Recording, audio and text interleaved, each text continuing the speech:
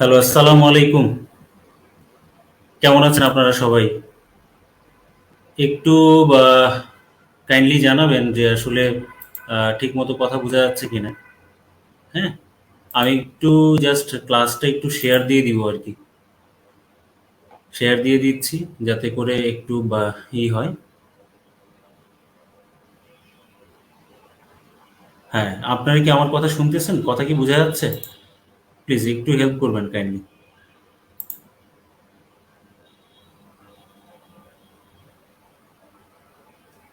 হ্যাঁ, কথা বোঝা যাচ্ছে কিনা জাস্ট একটু করবেন, জানাবেন প্লিজ।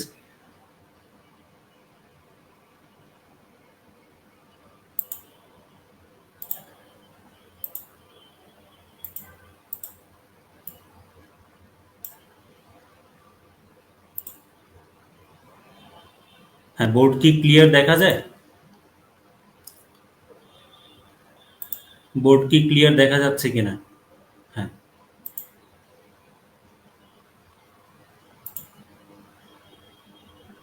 Sound clear. আসসালামু আলাইকুম। ওয়ালাইকুম আসসালাম। বোর্ড ক্লিয়ার দেখা যাচ্ছে। সাউন্ড ঠিক মতো। আরেকটু জোরে কি কথা বলবো? আলহামদুলিল্লাহ, আমি ভালো আছি। আপনারা কেমন আছেন?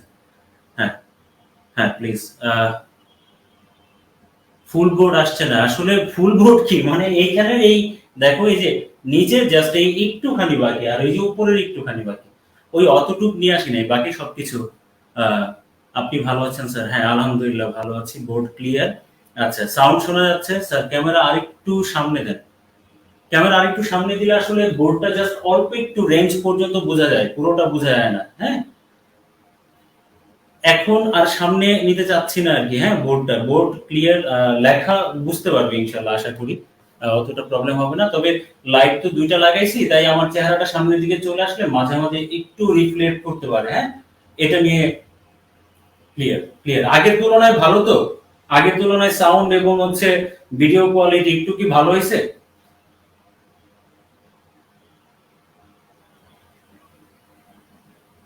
আচ্ছা, আর একটু দূরে। ঠিক আছে, নেক্সট টাইম বসাবো। আমি কয়েকবার চেক করে নিছি আর কি। হ্যাঁ, কয়েকবার চেক করে নিছি। আপাতত আজকে এই জায়গাটা যদি রাখলাম, অটো ফোকাসের হয়তো তেমন একটা ঝামেলা থাকবে না, কারণ এটা নাই। আচ্ছা, better. Thank you, thank you. ঠিক আছে। আচ্ছা, তাহলে আজকে আমাদের মূল যে আলোচনা, আমাকে দেখা না গেলেও হবে, আমার কণ্ঠটা যদি তোমরা শুনতে পাও তাহলেই যথেষ্ট। লেখাগুলো যদি ঠিক মতো বোঝা যায় তাহলেই হবে।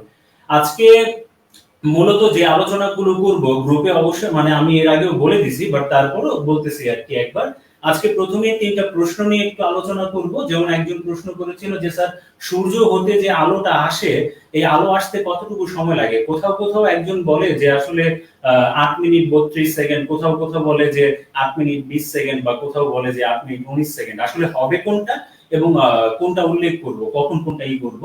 ইভেন আরেকটা বিষয়, সেটা হচ্ছে একজন প্রশ্ন করেছিল যে স্যার, তাড়িত চুম্বকীয় তত্ত্ব এই বিষয়টা আসলে অতটা ক্লিয়ার না। আসলে এই জিনিসটা যদি আরেকটু ক্লিয়ার করে বোঝানো যায়, সম্ভব হয়, তাহলে সেই জিনিসটা বোঝানোর জন্য। এবং আরেকটা বিষয়, সেটা হচ্ছে একজন প্রশ্ন করেছিল যে কোন তত্ত্বগুলো, অর্থাৎ আমাদের যে আলোক যে 4টা তত্ত্ব আমরা পড়েছি, সেই 4টা তত্ত্বের মধ্যে কোন তত্ত্ব আলোর কোন কোন ধর্মগুলোকে ব্যাখ্যা করতে পারে, কোন কোন ধর্মগুলোকে ব্যাখ্যা করতে পারে না, সেই জিনিসগুলো কেমন। আর একটা বিষয় হচ্ছে ফোটন। আমরা ফোটন সম্পর্কে পড়েছি। হ্যাঁ, ফোটন সম্পর্কে পড়েছিলাম। তো ফোটনের যে সমীকরণ এবং বৈশিষ্ট্য, এটা আমাদের একটু জানা দরকার, সেই জিনিসটা নিয়ে আলোচনা করবো। তারপর আমাদের আজকে যে বেসিক আলোচনা, সেটা হচ্ছে আলোর প্রতিফলন এবং প্রতিফলনের যে ঘটনাগুলো এবং দর্পণের যে বেসিক গুলো, আসলে তোমাদের কোর জিনিসগুলো যে দরকার, সেই জিনিসটা আসলে আমরা জানার চেষ্টা করবো। কেমন? তাহলে চলো আজকে আমাদের মূল আলোচনায় ফিরে যাই। আমার এমনিতেই 5 মিনিট একটু লেট করে ফেলছি আসলে শুরু করতে করতে, কারণ এই যে ক্লাসটা শুরু করতে গিয়ে প্রথমে ক্যামেরাটা পড়ে গিয়েছিল আর কি, এরপর আবার ঠিক করে করলাম। তো চলো, খাতা কলম নাও, এবং প্রথমে যে প্রশ্নটা দিয়ে শুরু করব সেটা হচ্ছে যে সূর্য হতে পৃথিবীতে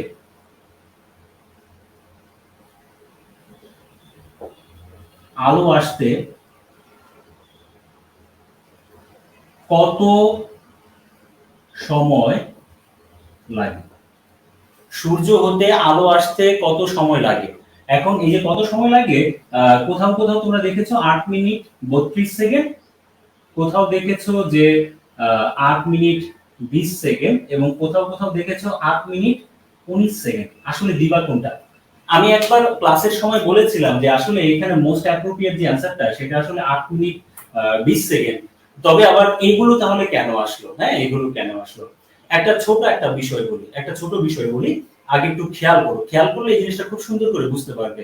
আচ্ছা আচ্ছা, ফটো তড়িৎ ক্রিয়া নিয়ে কিছু বলেন স্যার। আচ্ছা ঠিক আছে, বলবো, সমস্যা নেই। এটা নিয়ে গত ক্লাসে বলে ফেলেছি, তারপরে বলবো। একটা জিনিস খেয়াল করো, ধরো এই জায়গায় একটা এ নামক একটা বস্তু আছে, বা হ্যাঁ এই জায়গায় আছে। এখন এইখান থেকে এই পর্যন্ত এটা একটা পয়েন্ট, ধরো এটার নাম আমি দিয়ে দিলাম ধরো বি, এবং এই যে পয়েন্টটা, এই পয়েন্টের নাম দিলাম সি। অর্থাৎ সে এইখান থেকে যাত্রা শুরু করে সি পর্যন্ত যাবে। তো এই জায়গার তো একটা দূরত্ব আছে, খেয়াল করি একটা দূরত্ব আছে, এবং এখান থেকে এই জায়গায় এই বস্তুটার যেতে কিন্তু একটা সময় লাগে, লাগে কিনা, সময় লাগে। তাহলে একটা জিনিস খেয়াল করে দেখো, যে আমি যদি প্রশ্ন করি তোমাদেরকে এই বস্তুর বেগটা কত, এই বস্তুর বেগ কত, তাহলে মনে রাখবা বেগ বের করার যে নিয়ম সেটা হচ্ছে দূরত্ব ভাগ সময়। আবার বলছি, বেগ বের করার যে নিয়ম সেটা হচ্ছে দূরত্ব ভাগ সময়। তাহলে এখন একটা জিনিস খেয়াল করে দেখো, তুমি চাচ্ছ এই প্রশ্নের মধ্যে কি, সূর্য হতে পৃথিবীতে আলো আসতে কত সময় লাগে, তুমি চাচ্ছ সময়, তোমার দরকার সময়, এই যে নিচের যে অংশটা সেটা দরকার। তাহলে একটা জিনিস তুমি খেয়াল করে দেখো, আমরা যদি আর আর গুণ করি, তাহলে এখানে সময় সমান সমান আমরা কি লিখতে পারি, দূরত্ব ভাগ হচ্ছে বেগ। অর্থাৎ কোন একটা বস্তুর আমরা যদি কি করি, যে দূরত্বকে, সে কতটুকু দূরত্ব অতিক্রম করলো, সেই দূরত্বটাকে যদি বেগ দিয়ে তার বেগটা কত সেটা দিয়ে যদি ভাগ দেই, তাহলে ওই যে সময়টা কতটুকু লাগলো সেটা আমরা পাবো। তাহলে একটা জিনিস খেয়াল করো, সূর্য থেকে পৃথিবী এটার একটা দূরত্ব আছে নাকি নেই। আমাদের লাস্টের যে অংশটা, এই অংশটা, অর্থাৎ এই যে সূত্রটা, এই সূত্রটা আমাদের একটু লাগবে। একটু ভালো করে খেয়াল করে দেখো, যে জিনিসটা বলতেছিলাম, যে ধরো এই জায়গাটায় সূর্য আছে, এই জায়গাটায় সূর্য আছে, এবং আমরা জানি যে মোটামুটি ভাবে এখানে বুধ, তারপর হচ্ছে শুক্র, এরপর হচ্ছে পৃথিবী, 3 নম্বর যে গ্রহ যেটা। তাহলে একটা জিনিস তোমরা ভালোভাবে খেয়াল করে দেখো, তৃতীয় গ্রহ এবং সূর্য থেকে পৃথিবীর যে ডিস্টেন্স বা দূরত্ব সেটা তোমরা কত জানো, 15 কোটি কিলোমিটার। 15 কোটি কিলোমিটার, এটা আমার সাথে সবাই একমত, এবং এটা তোমরা সবাই জানো। এখন একটা বিষয় হচ্ছে, এবং আরেকটা জিনিস জানো, আলোর যে বেগ সেটা কত, আলোর বেগ হচ্ছে 3 × 10⁸ হ্যাঁ মিটার প্রতি সেকেন্ড, অর্থাৎ প্রতি সেকেন্ডে 3 × 10⁸ হ্যাঁ মিটার দূরত্ব অতিক্রম করে। তাহলে একটা জিনিস তুমি খেয়াল করে দেখো, তুমি কিন্তু আলোর ক্ষেত্রে বেগটা পেয়ে গেলে, এবং যেহেতু সূর্য থেকে পৃথিবীতে আলো আসে সেই দূরত্বটাও তুমি জানো। তাহলে সময় বের করার নিয়মটা কি, দূরত্বকে বেগ দিয়ে ভাগ দিতে হবে, তাহলে দূরত্ব হচ্ছে 15 কোটি কিলোমিটার, এবং আলোর যে বেগটা, সেই বেগটা হচ্ছে 3 × 10⁸। এই দুটাকে যদি ভাগ করা যায়, তাহলে আমাদের যে কাঙ্ক্ষিত যে সময়টা, সেই সময়টা কিন্তু আমরা পেয়ে যাব। তাহলে সেই সময়টা যদি আমরা পেতে চাই, তাহলে চলো আমরা ভাগ করে দিই। ভাগ করে দিলে এখন একটা বিষয় খেয়াল করে দেখো, যে আমরা সময় বের করতে যাচ্ছি, তাহলে সময়টা বের করব। তাহলে উপরে 15 কোটি কিলোমিটার, তাহলে 15 কোটি কিলোমিটার হলে 15 সাথে কয়টা শূন্য, একটা, দুইটা, তিনটা, চারটা, পাঁচটা, ছয়টা, সাতটা, কিন্তু কিলোমিটার কিন্তু ভালোভাবে খেয়াল করে দেখো, অনেক সময় আমরা খেয়াল করি না, আলোর যে বেগ সেটা কিন্তু মিটার এককে দেওয়া। তাহলে দুইটা যদি সমজাতীয় একক না হয়, তাহলে ভাগ করে কিন্তু কোনো ফলাফল আশা করা যাবে না। তাহলে এই যে এখানে কিলোমিটার আছে উপরে 15 কোটি কিলোমিটার, এই কিলোমিটারকে যদি মিটারে নিতে চাও, অর্থাৎ এত কোটি কিলোমিটার মিটারে নিতে গেলে 1000 দিয়ে কি করতে হবে, গুণ করতে হবে, ঠিক কি না। তাহলে 1000 দিয়ে আমরা গুণ করে দিলাম, এবং নিচে হচ্ছে যে বেগটা 3 × 10⁸। এই যে 10⁸, এই কথাটার অর্থ কি, এই কথাটার সূচকের নিয়মের অর্থ হচ্ছে, এই যে 3 এর সাথে তোমার কয়টা শূন্য আছে, 8টা শূন্য। তাহলে আমি এটা না লিখে আমি একটা কাজ করলাম, এখানে 1 2 3 4 5 6 7 8, 8টা শূন্য। তাহলে তুমি একটা জিনিস খেয়াল করো, এই 3টা শূন্য এটা ক্যান্সেল আউট করলাম, যদিও এইভাবে কাটাকাটি করা যায় না, তারপর বোঝানোর জন্য বলতেছি আর কি। এই 3টা শূন্য দিয়ে এই 3টা শূন্যকে কাটলাম, এই দুইটা দিয়ে এই দুটাকে কাটলাম।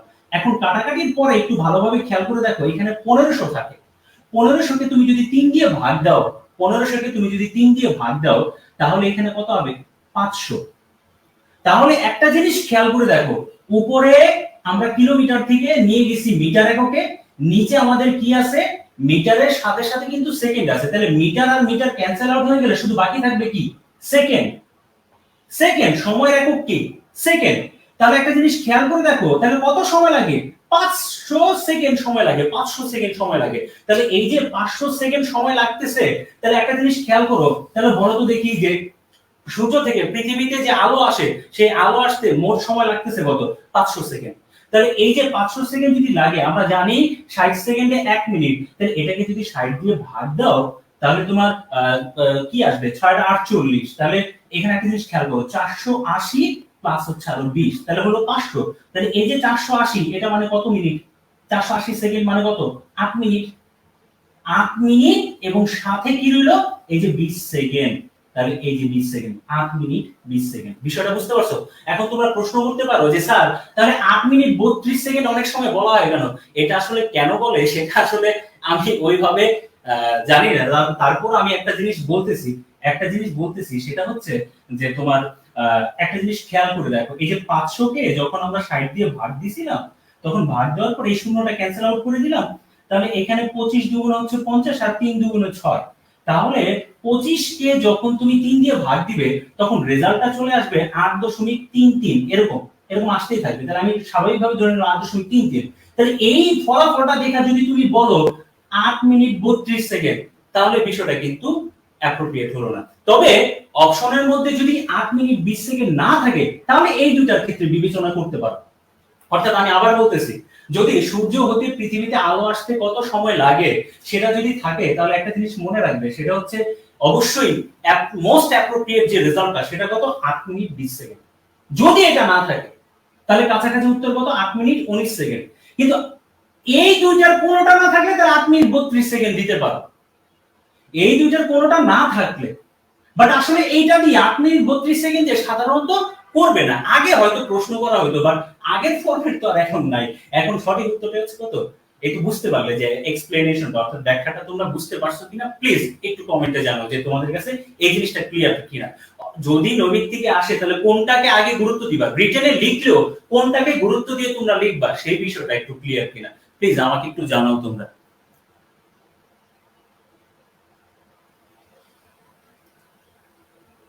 আলহামদুলিল্লাহ, খুব ভালো লাগলো একটা কথা যে এক ভাই একটা কথা লিখছে, ক্লিয়ার ক্লিয়ার।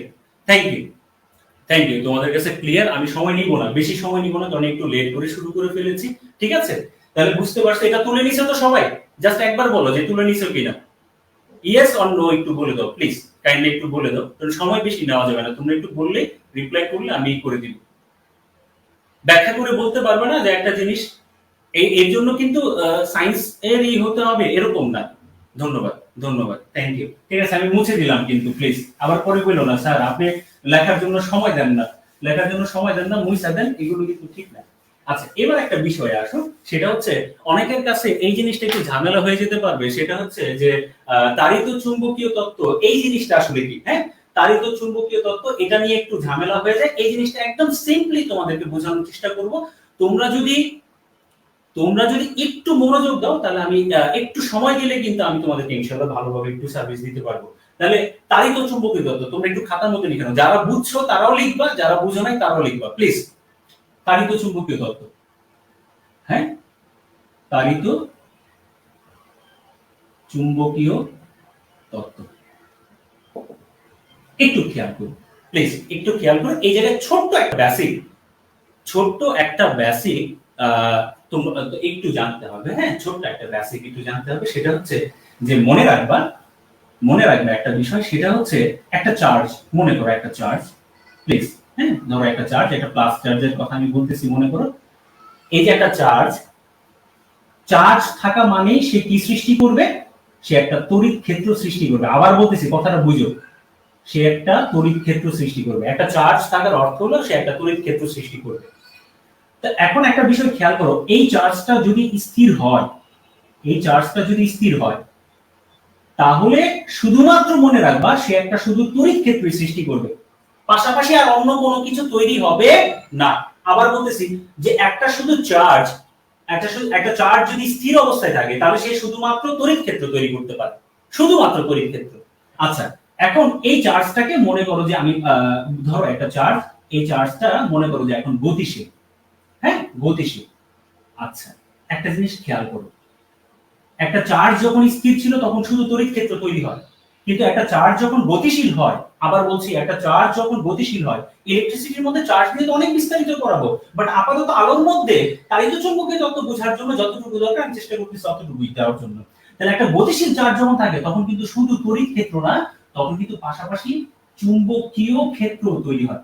আবার বলতেছি, খেয়াল করে দেখো, চার্জ যখন স্থির তখন সে শুধু তড়িৎ ক্ষেত্র তৈরি করে, কিন্তু চার্জ যখন গতিশীল তখন সে তড়িৎ ক্ষেত্র প্লাস চুম্বকীয় ক্ষেত্রটাও তৈরি করে। তাহলে একটা জিনিস তোমরা খেয়াল করে দেখো, একটা জিনিস খেয়াল করে দেখো, তোমাদেরকে এর আগেও এই কথাটা বলছি বাট তারপরে বলতেছি, সেটা হচ্ছে যে যখন যখন তোমার কি হলো যে বিজ্ঞানী ফ্যারাড, মাইকেল ফ্যারাড তড়িৎ সৃষ্টি করলো কিভাবে, একটা চুম্বকীয় যে ক্ষেত্র, হ্যাঁ এই যে চুম্বকীয় ক্ষেত্র থেকে সে তৈরি করছে কি তড়িৎ ক্ষেত্র। ব্যাপারটা খেয়াল করে দেখো, এটা কিন্তু মাইকেল ফ্যারাড করেছে, হ্যাঁ মাইকেল ফ্যারাড। আগের ভিডিওটা যদি দেখে থাকো তাহলে সেখানে এই কথাটা বলেছিলাম যে চুম্বকীয় ক্ষেত্রকে কাজে লাগিয়ে তড়িৎ ক্ষেত্র তৈরি করেছিলেন কে, মাইকেল ফ্যারাড, এবং এটা ছিল 1831 সালে, 1831 সালে। আচ্ছা, এখন আরেকটা বিষয়, যদি এর পরে, এর বেশ কিছু সময় পরে তড়িৎ ক্ষেত্র কাজে লাগিয়ে চুম্বকীয় ক্ষেত্র, হ্যাঁ চুম্বকীয় ক্ষেত্র কে তৈরি করলো, এটা হচ্ছে 1860 সালে বিজ্ঞানী ম্যাক্সওয়েল। নাম কি, ম্যাক্সওয়েল।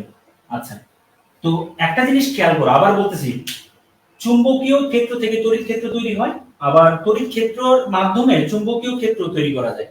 যার একটা প্রমাণ তোমাদেরকে বারবার একটা জিনিস দিয়ে বুঝাইছিলাম, সেটা হচ্ছে ওই যে সলিনয়েডের কথা বলে, সলিনয়েডের কথা বলে, সলিনয়েডের ব্যাপারটা কি ছিল, বলছিলাম যে একটা লোহার দণ্ড, ভালোভাবে খেয়াল করো, একটা লোহার দণ্ড, এর মধ্যে তুমি তামার তার পেঁচিয়ে দিলে, তামার তার পেঁচিয়ে দিয়ে যদি এটাকে বৈদ্যুতিক সংযোগে রাখো, হ্যাঁ বৈদ্যুতিক সংযোগে রাখো, যখনই এর মধ্যে দিয়ে ইলেকট্রন পাস হবে, খেয়াল করো কথাটা, যখনই ইলেকট্রন পাস হবে অর্থাৎ এর মধ্যে দিয়ে তোমার ইলেকট্রন যাবে অর্থাৎ তড়িৎ প্রবাহিত হবে, তখনই এই যে লোহার যে দণ্ডটা সেটা কিছুটা চুম্বকত্ব লাভ করবে। তাহলে খেয়াল করে দেখো যে তড়িৎ প্রবাহের মাধ্যমে চুম্বকত্বের সৃষ্টি হচ্ছে নাকি হচ্ছে না, এই কথাটা কে বলছে, এই তড়িৎ ক্ষেত্রের মাধ্যমে চুম্বক ক্ষেত্র সৃষ্টি করা সম্ভব, এটা কিন্তু ম্যাক্সওয়েল বলছে।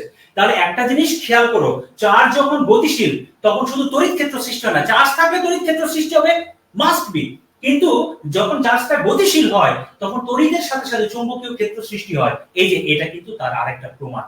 তাহলে একটা জিনিস তোমরা খেয়াল করো যে যখন আলোটা কোন একটা উৎস থেকে বের হয়, ওই যে সেম কথা, যখন আলো কোন একটা উৎস থেকে বের হয়, এরকম মনে করো যে একটা উৎস, এই উৎস থেকে আলোটা চারিদিকে ছড়িয়ে পড়লো, এখান থেকে আমি নিয়েছি, এই ধরো একটা আলোক রশ্মি, সেটা চারিদিকে ছড়িয়ে পড়তেছে, যখন সে ছড়িয়ে পড়তেছে তার মধ্যে কি গতিশীলতা আছে নাকি নাই, খেয়াল করে দেখো গতিশীলতা আছে নাকি নাই, আছে। যখন গতিশীলতা থাকবে তখন কি শুধু তড়িৎ ক্ষেত্র সৃষ্টি হবে নাকি তড়িতের পাশাপাশি চুম্বকীয় ক্ষেত্র সৃষ্টি হবে, তাহলে তড়িতের পাশাপাশি চুম্বকীয় ক্ষেত্র সৃষ্টি হবে। মনে রাখবে যখন তড়িৎ ক্ষেত্র এবং চুম্বক ক্ষেত্র একসাথে কাজ করে, একটা ক্ষেত্র আরেকটা ক্ষেত্রের দ্বারা প্রভাবিত হয়, তখন যেটা সৃষ্টি হয় সেটা হচ্ছে বিকিরণ। এই তোমরা বলো যে বিকিরণের যে বিষয়টা, সেই বিকিরণটা আসলে মূলত কি, বিকিরণটা হচ্ছে আলোক রশ্মি। এখন এই যে রশ্মির কিছুটা আমাদের চোখ দেখতে পায়, হ্যাঁ একটা নির্দিষ্ট রেঞ্জ পর্যন্ত, সীমা পর্যন্ত আমাদের চোখ দেখতে পায়, আর কিছু কিছু রশ্মি আছে সেগুলো আমরা দেখতে পাই না, ধরতে পারি না। যেমন একটা জিনিস খেয়াল করে দেখো, সেটা হচ্ছে যেমন তোমাদের এই যে মাইক্রোওয়েভ, রেডিও মাইক্রোওয়েভ, ইনফ্রারেড রে, এগুলো কি খালি চোখে দেখা যায়, বাট আমরা যদি বলি দৃশ্যমান আলোর তরঙ্গ দৈর্ঘ্য, যেমন লাল আলো, বেগুনি, হ্যাঁ এগুলো কিন্তু আমরা দেখতে পাই। তাহলে একটা বিষয় হচ্ছে যে যখন আলোটা যাচ্ছে তখন গতিশীলতা আছে এবং তড়িৎ ক্ষেত্র, চুম্বকীয় ক্ষেত্র সৃষ্টি হচ্ছে, এই তড়িৎ এবং চুম্বকীয় ক্ষেত্রের মান যত দ্রুত পরিবর্তন হবে, বিকিরণ সৃষ্টি হবে অর্থাৎ আলোক রশ্মি সৃষ্টি হবে।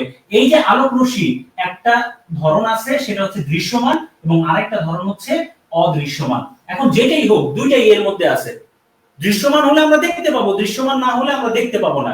তাহলে একটা জিনিস খেয়াল করে দেখো, তড়িৎ ক্ষেত্র, চুম্বকীয় ক্ষেত্র কি সৃষ্টি করলো, বিকিরণ। বিকিরণ দৃশ্যমান এবং অদৃশ্যমান, এই যে দৃশ্যমান অদৃশ্যমান বিকিরণ সৃষ্টি করে আলোটা কি করে, তরঙ্গ আকারে, তরঙ্গ আকারে 3 × 10⁸ মিটার পার সেকেন্ড, অর্থাৎ প্রতি সেকেন্ডে 3 × 10⁸ মিটার করে সে কি করতে থাকে, চারিদিকে ছড়িয়ে চারিদিকে ছড়িয়ে পড়ে। এই যে কথাটা, এই কথাটাই হচ্ছে তাড়িত চুম্বকীয় তত্ত্বের কথা। এই কথাটাই হচ্ছে, বোর্ড ক্লিয়ার দেখা যাচ্ছে না? বোর্ড তো ক্লিয়ার। ওই যখন আমি ক্যামেরার মানে সামনে চলে যায়, আমার ফেসটা চলে যায়, তখন লাইটটা একটু রিফ্লেক্ট করে। হ্যাঁ, দুই দিকে দুটো লাইট লাগাইছি তো এই কারণে মাঝে মাঝে রিফ্লেক্ট করে। বাট আমি তো দেখতেছি অলরেডি, আসলে আমার সামনে আরেকটা ডিভাইস আছে, ঠিক আছে, এখানে ওইটার মাধ্যমে দেখতেছি যে একদম মোটামুটি আগের তুলনায় ভালো ক্লিয়ার আর কি। একটু চেষ্টা করো, কষ্ট করো। তাহলে দেখো যদি বলে তড়িৎচুম্বকীয় তত্ত্বটি লিখুন বা এই তড়িৎচুম্বকীয় তত্ত্বটার মূল কথাটা কি, তাহলে তোমরা একটু খাতার মধ্যে কষ্ট করে লিখে নাও। খাতার মধ্যে একটু কষ্ট করে লিখে নাও। সেটি হচ্ছে, আলো যখন কোনো উৎস থেকে নির্গত হয়, খাতার মধ্যে লেখো প্লিজ। খাতার মধ্যে লেখো যে আলো যখন কোনো উৎস থেকে নির্গত হয়, আলো যখন কোনো উৎস থেকে নির্গত হয়, আলো যখন কোনো উৎস থেকে নির্গত হয়, তখন তা তখন তা তখন তা দ্রুত দ্রুত তড়িৎ ও চুম্বকীয় ক্ষেত্রের পরিবর্তনের মাধ্যমে দ্রুত দ্রুত তড়িৎ ও চুম্বকীয় ক্ষেত্রের পরিবর্তনের মাধ্যমে দৃশ্যমান ও অদৃশ্যমান বিকিরণ সৃষ্টি করে। দৃশ্যমান ও অদৃশ্যমান বিকিরণ সৃষ্টি করে বা উৎপন্ন করে। দৃশ্যমান ও অদৃশ্যমান বিকিরণ, বিকিরণ মানে রশ্মি, হ্যাঁ, আলোক রশ্মি, সৃষ্টি করে তরঙ্গ আকারে 3 × 10⁸ মিটার পার সেকেন্ড বেগে চারিদিকে ছড়িয়ে পড়ে। 3 × 10⁸ মিটার পার সেকেন্ড বেগে চারিদিকে ছড়িয়ে পড়ে। তাহলে দেখো কথাগুলো কি কি। দ্রুত কি করে, কোন একটা উৎস থেকে যখন বের হয়ে যায় তখন দ্রুত তড়িৎ আর চুম্বকীয় ক্ষেত্রের পরিবর্তন করে। এর ফলে দ্রুত পরিবর্তন করার ফলে বিকিরণ সৃষ্টি হয়, মানে আলোক রশ্মি সৃষ্টি হয়। কেমন আলোক রশ্মি? দৃশ্যমান ও অদৃশ্যমান। কি আকারে চারিদিকে ছড়িয়ে পড়ে? তরঙ্গ আকারে চারিদিকে ছড়িয়ে পড়ে। তখন তার বেগটা কত? 3 × 10⁸ মিটার পার সেকেন্ড। তোমরা কি বুঝতে পারছো বিষয়টা? যদি বুঝতে পারো প্লিজ একটু জানো যদি বুঝতে পারো এই জিনিসটা একটু জানো যে তড়িৎ চুম্বকীয় তত্ত্বটা তোমাদের কাছে ক্লিয়ার কিনা, প্লিজ একটু জানো। বিজ্ঞানী ম্যাক্সওয়েল এই কথাটাই বলছে। হ্যাঁ, ম্যাক্সওয়েল এই কথাটা বলছে এবং এটা উনি দিয়েছিলেন, সেটা হচ্ছে 1864 সালে। 1864 সালে। হ্যাঁ, ক্লিয়ার, থ্যাংক ইউ। আচ্ছা, তাহলে এখন একটা বিষয় খেয়াল করে দেখো। এবার আরেকটা প্রশ্ন নিয়ে একটু আলোচনা করব। সেটা হচ্ছে যে একজন বলেছিল যে স্যার, আপনি যে 4টা আলোক তত্ত্বের কথা বললেন, এই 4টা আলোক তত্ত্বের কোনটা কোন জিনিসটাকে ব্যাখ্যা করে, আলোর কোন ধর্মটাকে ব্যাখ্যা করে এবং কোনটা কোন ধর্মকে ব্যাখ্যা করতে পারে না। হ্যাঁ, এই জিনিসটা আসলে প্লিজ একটু বলবো যে কোনটা ব্যাখ্যা করতে পারে, কোনটা ব্যাখ্যা করতে পারে না। হ্যাঁ, একটা জিনিস বারবার বলতেছি, তোমরা যদি আমাকে সময় না দাও আর ওইভাবে যদি আগ্রহ আন্তরিকতা না থাকে, তাহলে বিজ্ঞানও শিখতে পারবে না। ওই শুধু তথ্য মুখস্থ করেই পড়তে হবে। হ্যাঁ, যেমন ছিল তেমনই হবে। এখন একটা বিষয় খেয়াল করে দেখো, আলোর ধর্ম বলেছিলাম কয়টা? আলোর ধর্ম বলেছিলাম 7টা। হ্যাঁ, 7টা। আমি একটু ছোট করে একটু লিখতেছি প্লিজ। হ্যাঁ, তোমরা একটু দেখো, একদম সিম্পলি তোমরা এটা ব্যাখ্যা করতে পারবা। ব্যতিচার,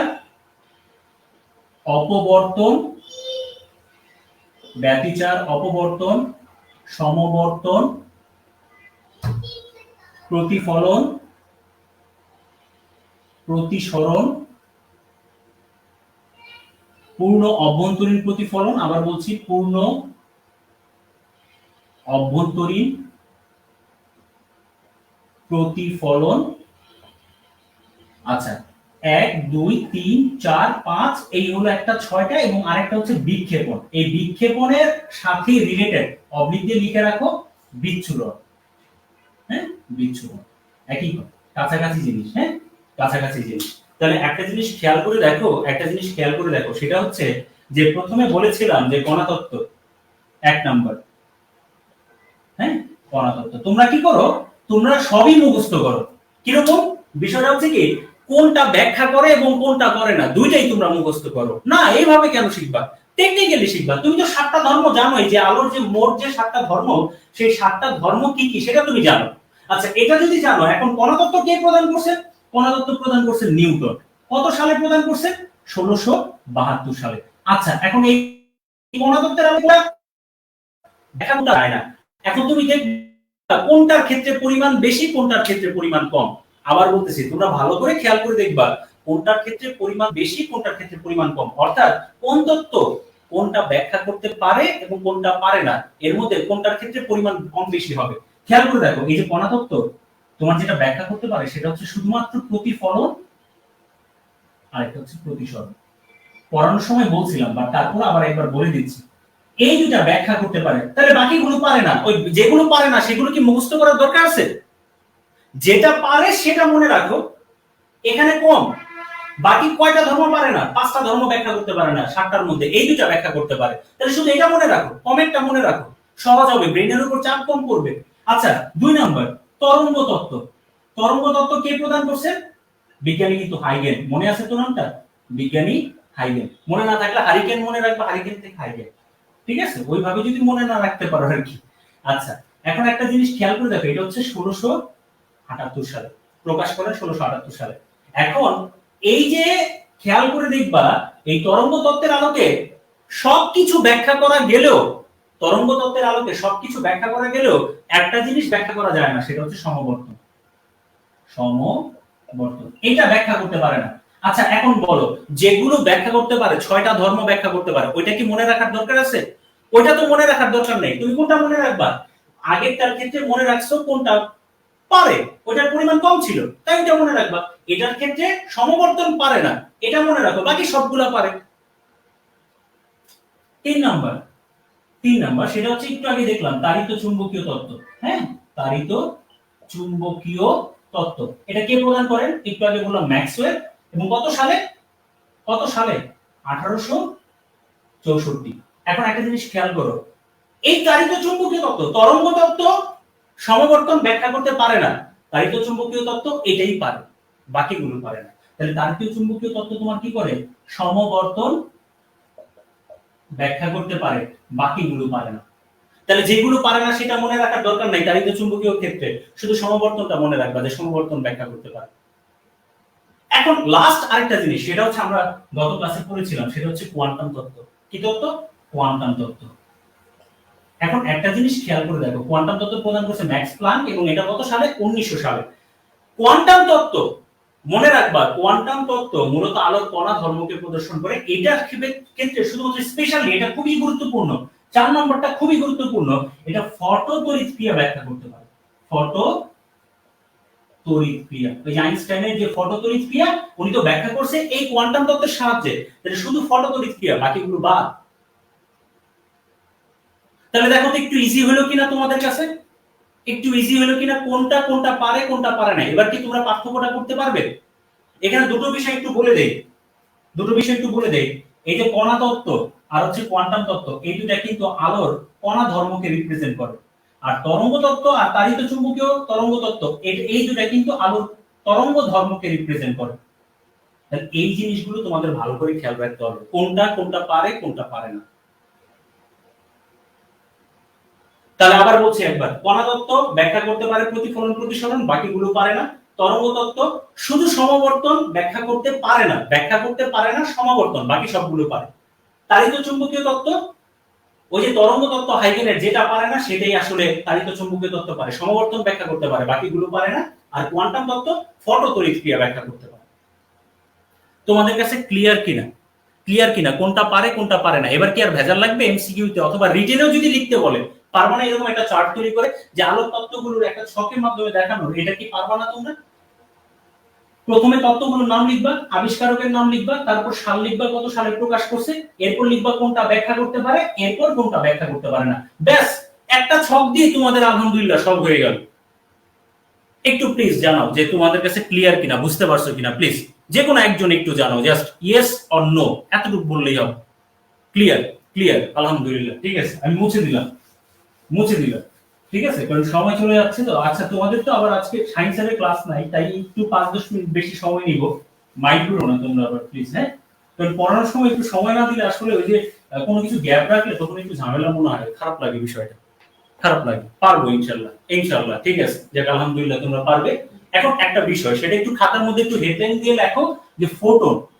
ফোটন সম্পর্কে বলেছিলাম, ফোটন সম্পর্কে বলেছিলাম, তারপরও আরেকবার একটু বলবো, কারণ এখানে দুটা জিনিস একটু স্কিপ হয়ে গেছিল। একজন জানতে চেয়েছে যে স্যার ফোটনের কোন শক্তির সমীকরণ আছে কিনা এবং ফোটনের বৈশিষ্ট্যটা কি। ফোটন জিনিসটা কি সেটা আমরা জানি, কিন্তু ফোটনের বৈশিষ্ট্যগুলো যদি চাই সেটা আমরা কিভাবে লিখবো।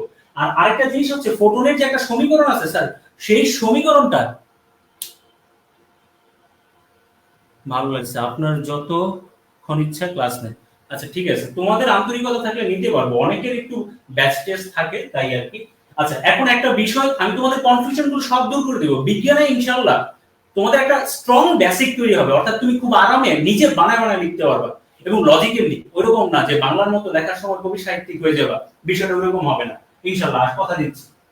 তাহলে ফোটন জিনিসটা কি? ফোটন জিনিসটা কি মনে রাখবে, ফোটন হচ্ছে আলোর উপাদান। তাহলে পরীক্ষা যদি প্রশ্ন আসে আলোর উপাদান কোনটি বা কি, তাহলে আলোর উপাদান হচ্ছে ফোটন। মনে রাখো আলোর উপাদান হচ্ছে ফোটন। আবার বলতেছি আলোর উপাদান হচ্ছে ফোটন। এখন একটা জিনিস, এই ফোটনের ধারণাটা আমরা কিভাবে পাইছিলাম? কোয়ান্টাম তত্ত্বের মধ্যে পাইছিলাম। একজন একটু আগে বললো যে স্যার কোয়ান্টাম তত্ত্বটা একটু বলেন। হ্যাঁ, কোয়ান্টাম তত্ত্বটা বলার দরকার নেই, তবে এই জায়গাটাই একটু চলে আসবে।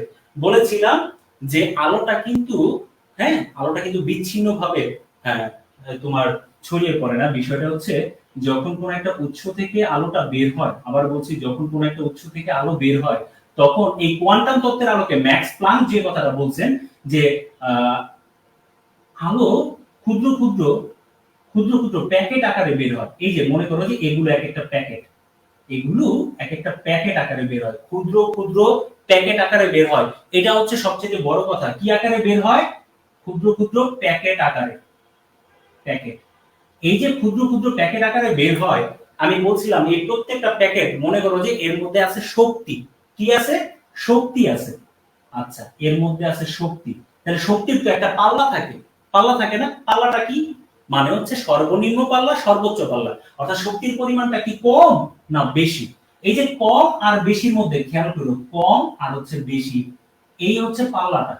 তাহলে এই পাল্লার মধ্যে দেখা গেছে যে প্যাকেটগুলোর, আবার বলতেছি যে প্যাকেটগুলোর শক্তি সবচেয়ে কম, শক্তি সবচেয়ে কম হবে, অর্থাৎ সর্বনিম্ন শক্তি সম্পন্ন যে প্যাকেট, এই প্যাকেটটাকেই বলা হয় ফোটন।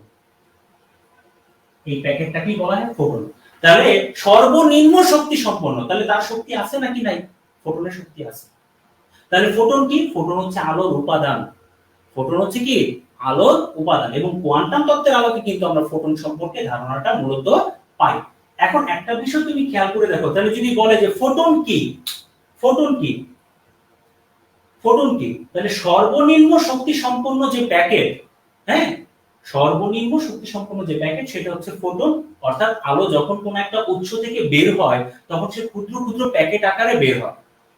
আর এই প্যাকেটগুলোর মধ্যে সর্বনিম্ন শক্তি সম্পন্ন প্যাকেটগুলোকে বলা হয় ফোটন বা কোয়ান্টাম। ফোটন বা কোয়ান্টাম, তোমরা জানো যে কোয়ান্টাম একটা একবচন শব্দ আর বহুবচন হচ্ছে কোয়ান্টাম। তাহলে এই যে কোয়ান্টাম ফিজিক্স এখান থেকেই কিন্তু এই যে একদম ক্ষুদ্র জিনিসটা নিয়ে আলোচনা করতেছে।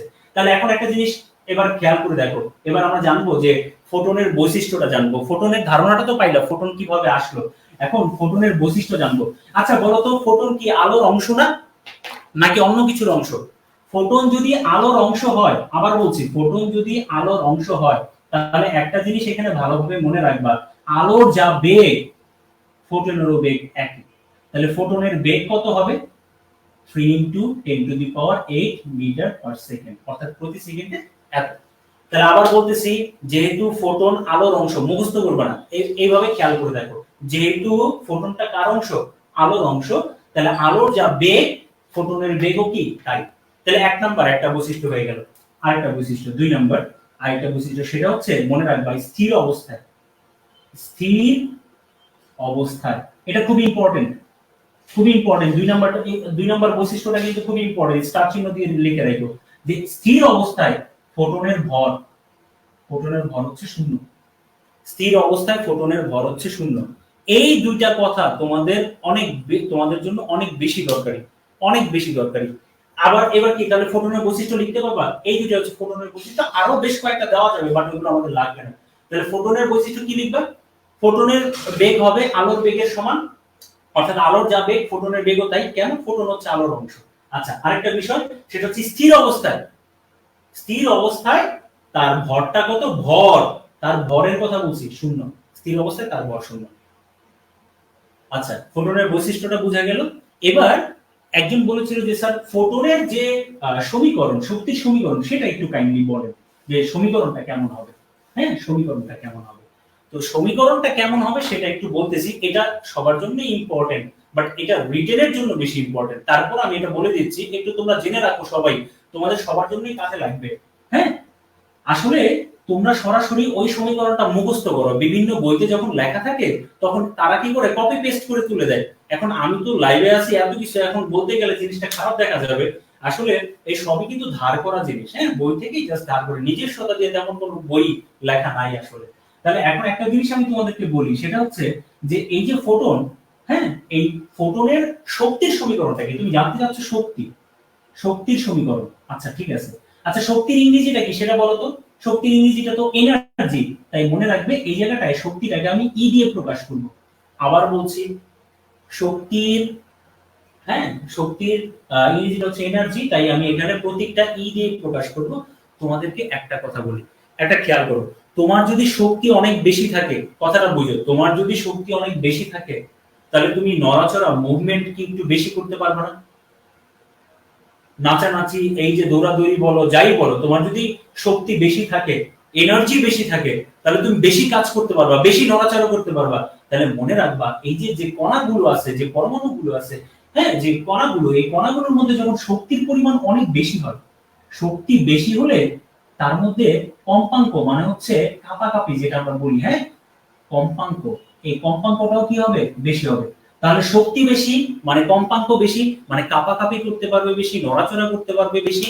আর যখন শক্তিটা কম, তাহলে কাঁপাকাঁপিও কম করতে পারবে, নড়াচড়াও কম করতে পারবে।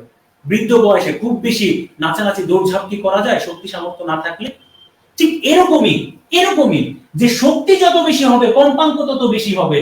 তাহলে এই যে কম্পাঙ্কের ইংরেজি হচ্ছে ফ্রিকোয়েন্সি, ফ্রিকোয়েন্সি, তাই আমি এই কম্পাঙ্ককে এফ দিয়ে প্রকাশ করব।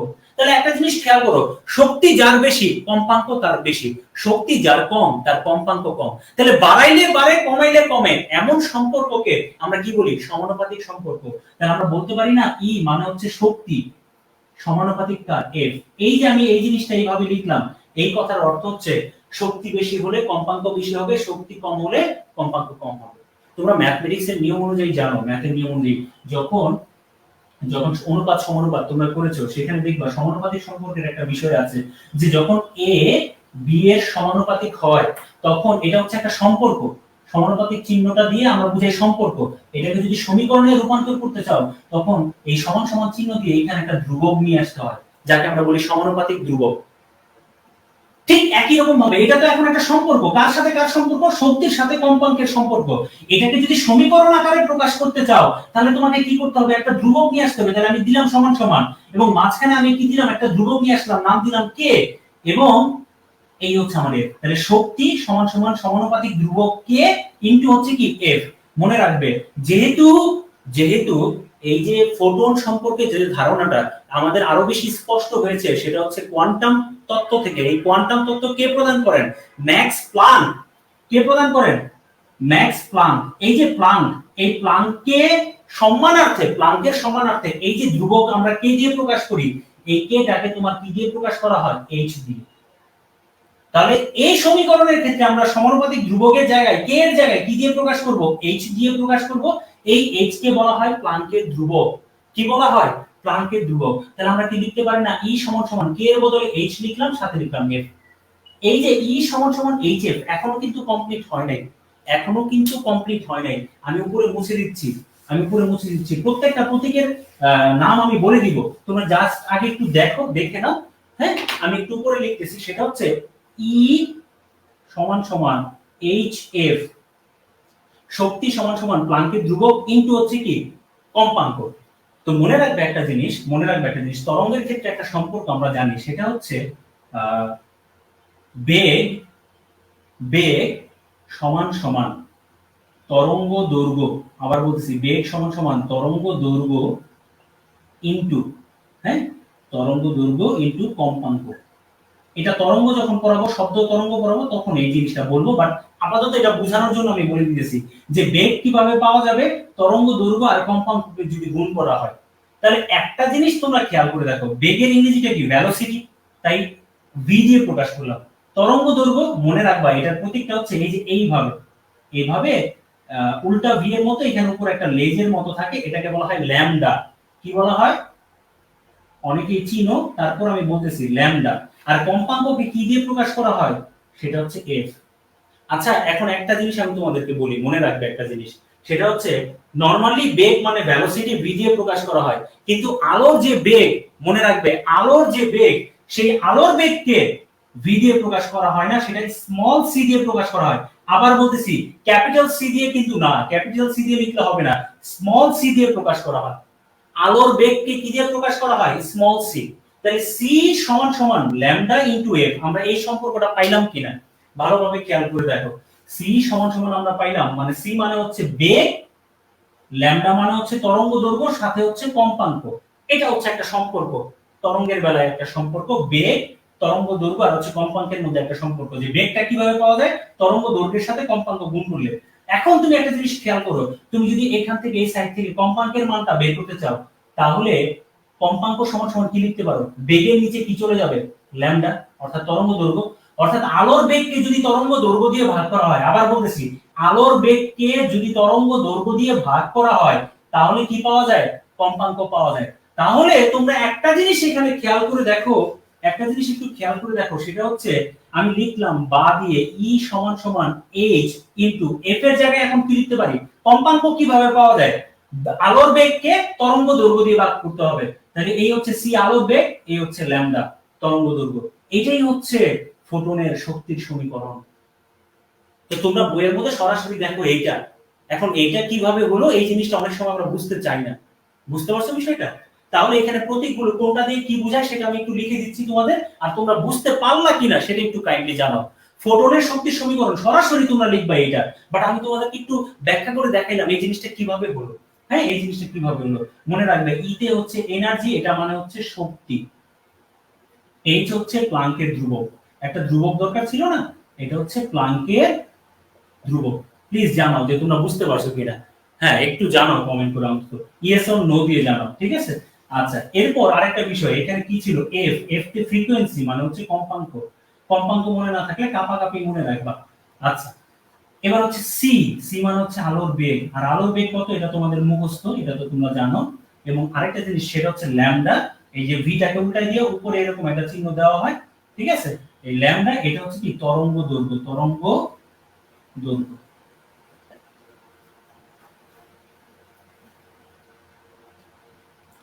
Clear sir?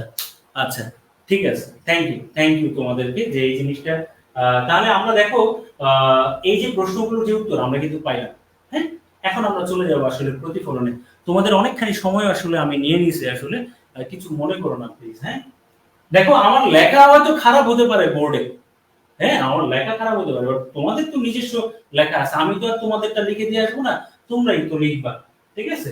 তা আমার লেখা খারাপের জন্য কিন্তু তোমাদের মার্কস কমে যাবে না।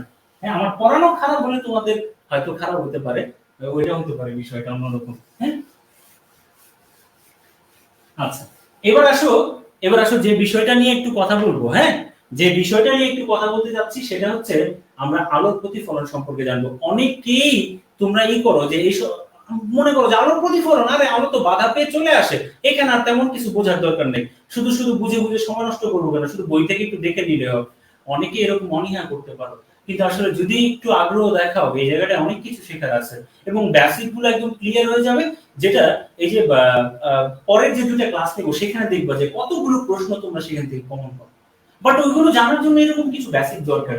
আমি প্রথমে চিত্রের বেসিকটা একটু বুঝাই দিব। হ্যাঁ, তোমরা সবাই লেখো আলোর প্রতিফলন ও প্রতিসরণের ক্ষেত্রে চিত্রের বেসিক। হ্যাঁ, যে চিত্রগুলো থাকবে সেই চিত্রের কিছু বেসিক এখানে এখন একটু দেখাবো, তারপর ওই জিনিসটা বলবো আর কি। হ্যাঁ, একটা জিনিস লিখে নাও, খাতার উপরে হেডলাইন দাও, অথবা যে যেভাবে লেখো সেভাবে লেখো, আর তাতে কোনো সমস্যা নেই। চিত্রের বেসিকটা নিয়ে একটু কথা বলবো। সেটা হচ্ছে ধরো, ধরো তোমার কাছে একটা টর্চ লাইট আছে, কেমন? তোমার কাছে একটা টর্চ লাইট আছে, তুমি কি করলে ওই টর্চ লাইটটা দিয়ে, হ্যাঁ ওই টর্চ লাইটটা দিয়ে তুমি ধরো পানিতে মারলো। তাহলে ধরো যে এই জায়গায় পানি ছিল, হ্যাঁ, তুমি একটা টর্চ লাইট থেকে আলোটা কি করলে, মানে এই যে পানির দিকে ছুঁড়ে মারলে, তাহলে ধরো ওইখান থেকে এই যে আলোক রশ্মিটা পানির মধ্যে আসলো, তাহলে বাইরে যে মাধ্যমটা ছিল তার নাম হচ্ছে বায়ু, এবং ভিতরে যে মাধ্যমটা সেটা হচ্ছে পানি। খেয়াল করে দেখো, তাহলে এই যে বাইরের পরিবেশ আর এই যে যে জায়গায় তুমি পানির মধ্যে যে আলোটা মারলে, এই দুটার পরিবেশ কি সেম? মানে দুটা মাধ্যমের প্রকৃতি কি এক না ভিন্ন? অবশ্যই কিন্তু ভিন্ন। আমি যদি বলি বায়ুর ঘনত্ব বেশি না পানির ঘনত্ব বেশি, তুমি কি বলবে?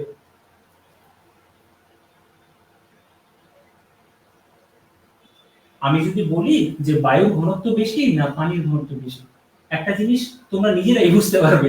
তোমার তো এটা বোঝার দরকার নাই যে দুধ আর মধুর মধ্যে কোনটা ঘন কোনটা পাতলা, এটা তো তুমি নিজে বুঝবা যে দুধ পাতলা আর মধুটা কি ঘন।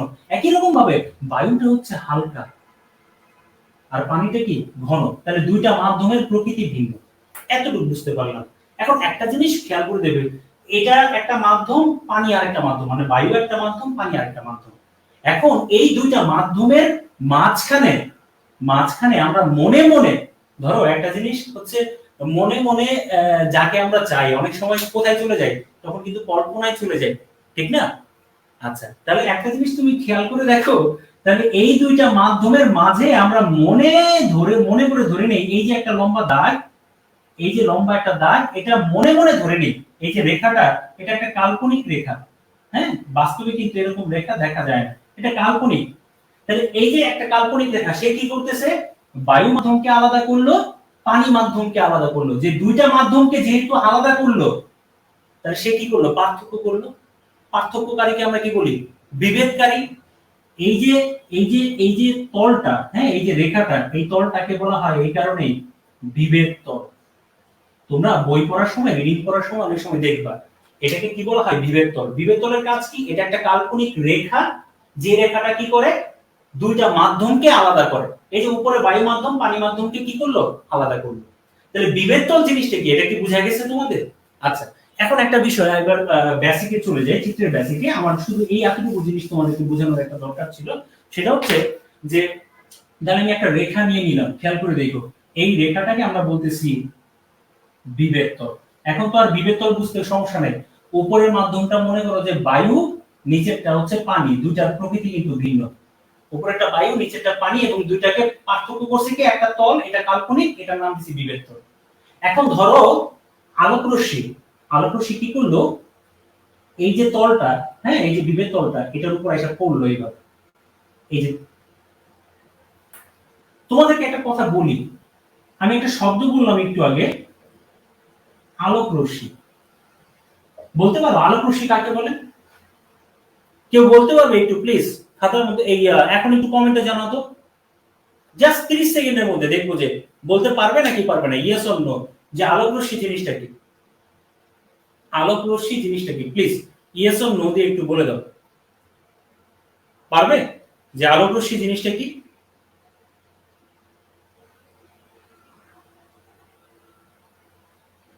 নো।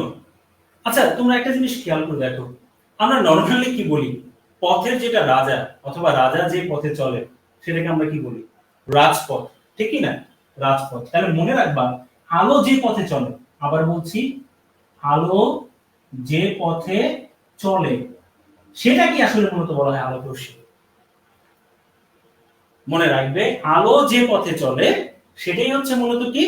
আলোক রশ্মি। এই যে আমরা বলি আলোক রশ্মি, আলোক রশ্মি, আলোক রশ্মি। তোমরা বলো না অনেক সময় যে জ্যামিতিতে কিন্তু তোমরা পড়ছো, তোমরা কিন্তু জ্যামিতির মধ্যে একটা জিনিস পড়ছো, সেটা হচ্ছে কি, যে বারবার একটা কথা সম্পাদ্যের সময় বলতা, যে কোন একটা রশ্মি বিসি নেই, যে কোন একটা রশ্মি বিসি বিসি নেই। এটা কিন্তু সি চ না আবার, হ্যাঁ, যে কোন একটা রশ্মি কি নেই? বিসি নেই। তাহলে একটা জিনিস খেয়াল করে দেখো, ওই রশ্মিটাও কিন্তু কি একটা রেখা দিয়ে অঙ্কন করে তোমরা দেখাইতা। তাহলে মনে রাখবে, আলোক রশ্মি মানে হচ্ছে আলো যে পথে চলে, বা আলোর চলার যে পথ, সেই পথকে আসলে মূলত বলা হয় আলোক রশ্মি। তাহলে মনে করো এই যে আলোক রশ্মি, অর্থাৎ আলো, একটা আলো কি হলো? আলো এই পথে আসলো, এই পথে আসলো, আইসা বিভেদ তলের, এই যে বিভেদ যে তলটা, এই যে রেখাটা, এই রেখাটার একটা বিন্দুতে পড়ছে। যে বিন্দুতে পড়ছে, এই বিন্দুটাকে বলা হয় আপতন বিন্দু। আবার বলতেছি, মনে রাখবে, একটা আলোক রশ্মি বিভেদ তলের যে বিন্দুটার মধ্যে আইসা পড়লো, পতিত হইল, সেটাকে আমরা বলতেছি আপতন বিন্দু। ধরো এটাকে আমরা চিহ্নিত করলাম ও দিয়ে, এবং এই যে এ ও, হ্যাঁ, এই যে রশ্মিটা, এটাকে আমরা বলবো আপতিত রশ্মি। এ ও, এটা হচ্ছে আপতিত রশ্মি, মানে যেটা বিভেদ তলের উপর এসে পড়ছে, এটাকে আমরা বলবো আপতিত রশ্মি এ ও। এবার একটু খেয়াল করে দেখো, এই যে আপতন বিন্দু, এখানে একটা লম্ব অঙ্কন করব। যে লম্বটা অঙ্কন করলাম, এই যে একটা লম্ব অঙ্কন করলাম, হ্যাঁ, এই লম্বটাকে বলা হয় অভিলম্ব। এত কিছু লাগবে না, বা তারপরে কিছু কিছু জিনিস বোঝানোর জন্য তোমাদেরকে বলতেছি। তাহলে আমরা বিভেদ তল পাইলাম, আলোক রশ্মি বিভেদ তলের যে বিন্দুতে এসে পড়ে তার নাম হচ্ছে আপতন বিন্দু। আপতন বিন্দু যেখানে এসে আপতিত হবে। আচ্ছা, আপতিত রশ্মি পাইলাম, আপতিত রশ্মি পাইলাম। আপতন বিন্দুতে যে লম্বটা অঙ্কন করলাম তার নাম হচ্ছে অভিলম্ব। একটু খেয়াল করে দেখো, আপতিত রশ্মি আর অভিলম্ব, একটু জ্যামিতির মধ্যে চলে গেলাম, একটা কোণ উৎপন্ন করছে না? এই কোণটাকে বলা হয় আপতন কোণ। কি বলা হয়? আপতন কোণ। আবার বলতেছি, খেয়াল করে দেখো, যে কি কথাটা বললাম সেটা হচ্ছে, এই যে আপতিত রশ্মি অবিলম্বের সাথে যে কোণটা উৎপন্ন করলো তার নাম হচ্ছে আপতন কোণ। তাহলে শব্দগুলো ক্লিয়ার কিনা? হ্যাঁ, শব্দগুলো ক্লিয়ার কিনা আবার বলতেছি। হ্যাঁ, এখন একটু খেয়াল করো, যদি বিভেদ মানে দ্বিতীয় মাধ্যমে বাধা পেয়ে আলোক রশ্মিটা ফিরে গেল, ধরো এটার নাম দিলাম বি, তাহলে ওবি, এই যে ওবি যে রশ্মিটা, এটা হচ্ছে প্রতিফলিত রশ্মি, কারণ বাধা পেয়ে প্রতিফলিত রশ্মি। তাহলে সেই বাধা পেয়ে যে রশ্মিটা এই বিভেদ তলে বাধা পেয়ে ফিরে যাবে, আগের মাধ্যমে ফিরে যাবে, অর্থাৎ বায়ু থেকে আসছে বায়ুতেই চলে গেল, তখন এটাকে আমরা বলবো প্রতিফলিত রশ্মি। তাহলে প্রতিফলিত রশ্মি, খেয়াল করে দেখো, অবিলম্বের সাথে একটা কোণ উৎপন্ন করলো কিনা, এটাকে আমরা বলি প্রতিফলন কোণ। কি বলি? প্রতি, আচ্ছা ওই বোর্ডের বাইরে চলে গেল, আমি এখানে ছোট করে লিখতেছি, তোমরা লিখে রাখো, প্রতিফলন কোণ। তাহলে একটা জিনিস খেয়াল করে দেখো, আবার বলতেছি বিষয়টা, আবার বলতেছি, হ্যাঁ, আবার বলতেছি, খেয়াল করে দেখো, আমরা পাইলাম আপতিত রশ্মি যে বিন্দুতে আপতিত হয়েছে আপতন বিন্দু, আপতন বিন্দুতে যে লম্বটা অঙ্কন করলাম সেটা হচ্ছে অভিলম্ব। আর আমাদের তো বিভেদ তল আগে থেকেই ছিল, যদি বাধা পেয়ে প্রথম মাধ্যমে, মানে হচ্ছে ওই বায়ু থেকে আসছে বায়ুতে ফিরে গেল, ওই রশ্মিটাকে আমরা বলতেছি প্রতিফলিত রশ্মি। আর যে কোণটা উৎপন্ন করলো সেটা হচ্ছে প্রতিফলন কোণ। যদি যদি ভেদ করে পানির মধ্যে প্রবেশ করত, যদি ভেদ করে পানির মধ্যে প্রবেশ করে, তাহলে ওই রশ্মিটাকে আমরা বলি প্রতি, তখন বলি প্রতিসরণ হয়েছে। কি হয়েছে? প্রতিসরণ। এবং ওই রশ্মিটাকে আমরা বলি প্রতিসরিত বা প্রতিসৃত। হ্যাঁ, প্রতিসৃত রশ্মি বা প্রতিসরিত রশ্মি। আপাতত প্রতিসরণটা আমাদের দরকার নেই, আপাতত প্রতিসরণটা আমাদের দরকার নেই, আমাদের দরকার প্রতিফলন। তাই আমরা আপতিত রশ্মি এবং প্রতিফলিত রশ্মি সম্পর্কে জানলাম। এই যে বেসিকটুকু, এই বেসিকটুকু এখন একটু তোমাদের দরকার ছিল। কেন দরকার ছিল সেই কারণটা তোমাদেরকে বলবো। তোমরা কি একটু তুলে নিছো?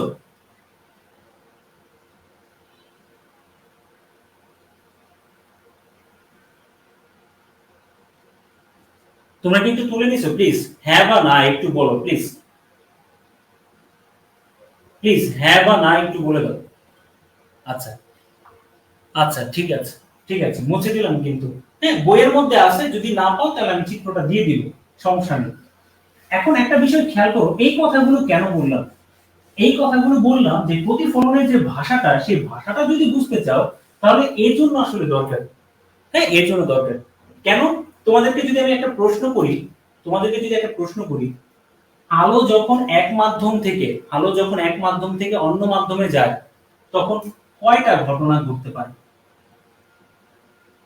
কয়টা ঘটনা ঘটতে পারে? আলো যখন একটা মাধ্যম থেকে অন্য মাধ্যমে যেতে চায়, তখন কয়টা ঘটনা ঘটতে পারে? বলতে পারবা যে কয়টা ঘটনা ঘটতে পারে? আলো যখন এক মাধ্যম থেকে অন্য মাধ্যমে যায়, তখন কতটি ঘটনা ঘটতে পারে? প্লিজ কেউ কি বলতে পারবা? একটু কাইন্ডলি জানাও আমাকে। 3, এক্স্যাক্টলি, যে বলেছো, হ্যাঁ, তাকে অনেক ধন্যবাদ, যে 3টা ঘটনা ঘটতে পারে মূলত। সেই 3টা ঘটনা আসলে মূলত কি? প্রথম কথা হলো, যদি যাওয়ার সময় বাধা পেয়ে ফিরে আসে, তাহলে তখন কি হবে? প্রতিফলন। যদি ভেদ করে ভিতরে চলে যায়, তাহলে হবে প্রতিসরণ। এবং আরেকটা বিষয় সেটা হচ্ছে শোষিত তো হয়ে যেতে পারে।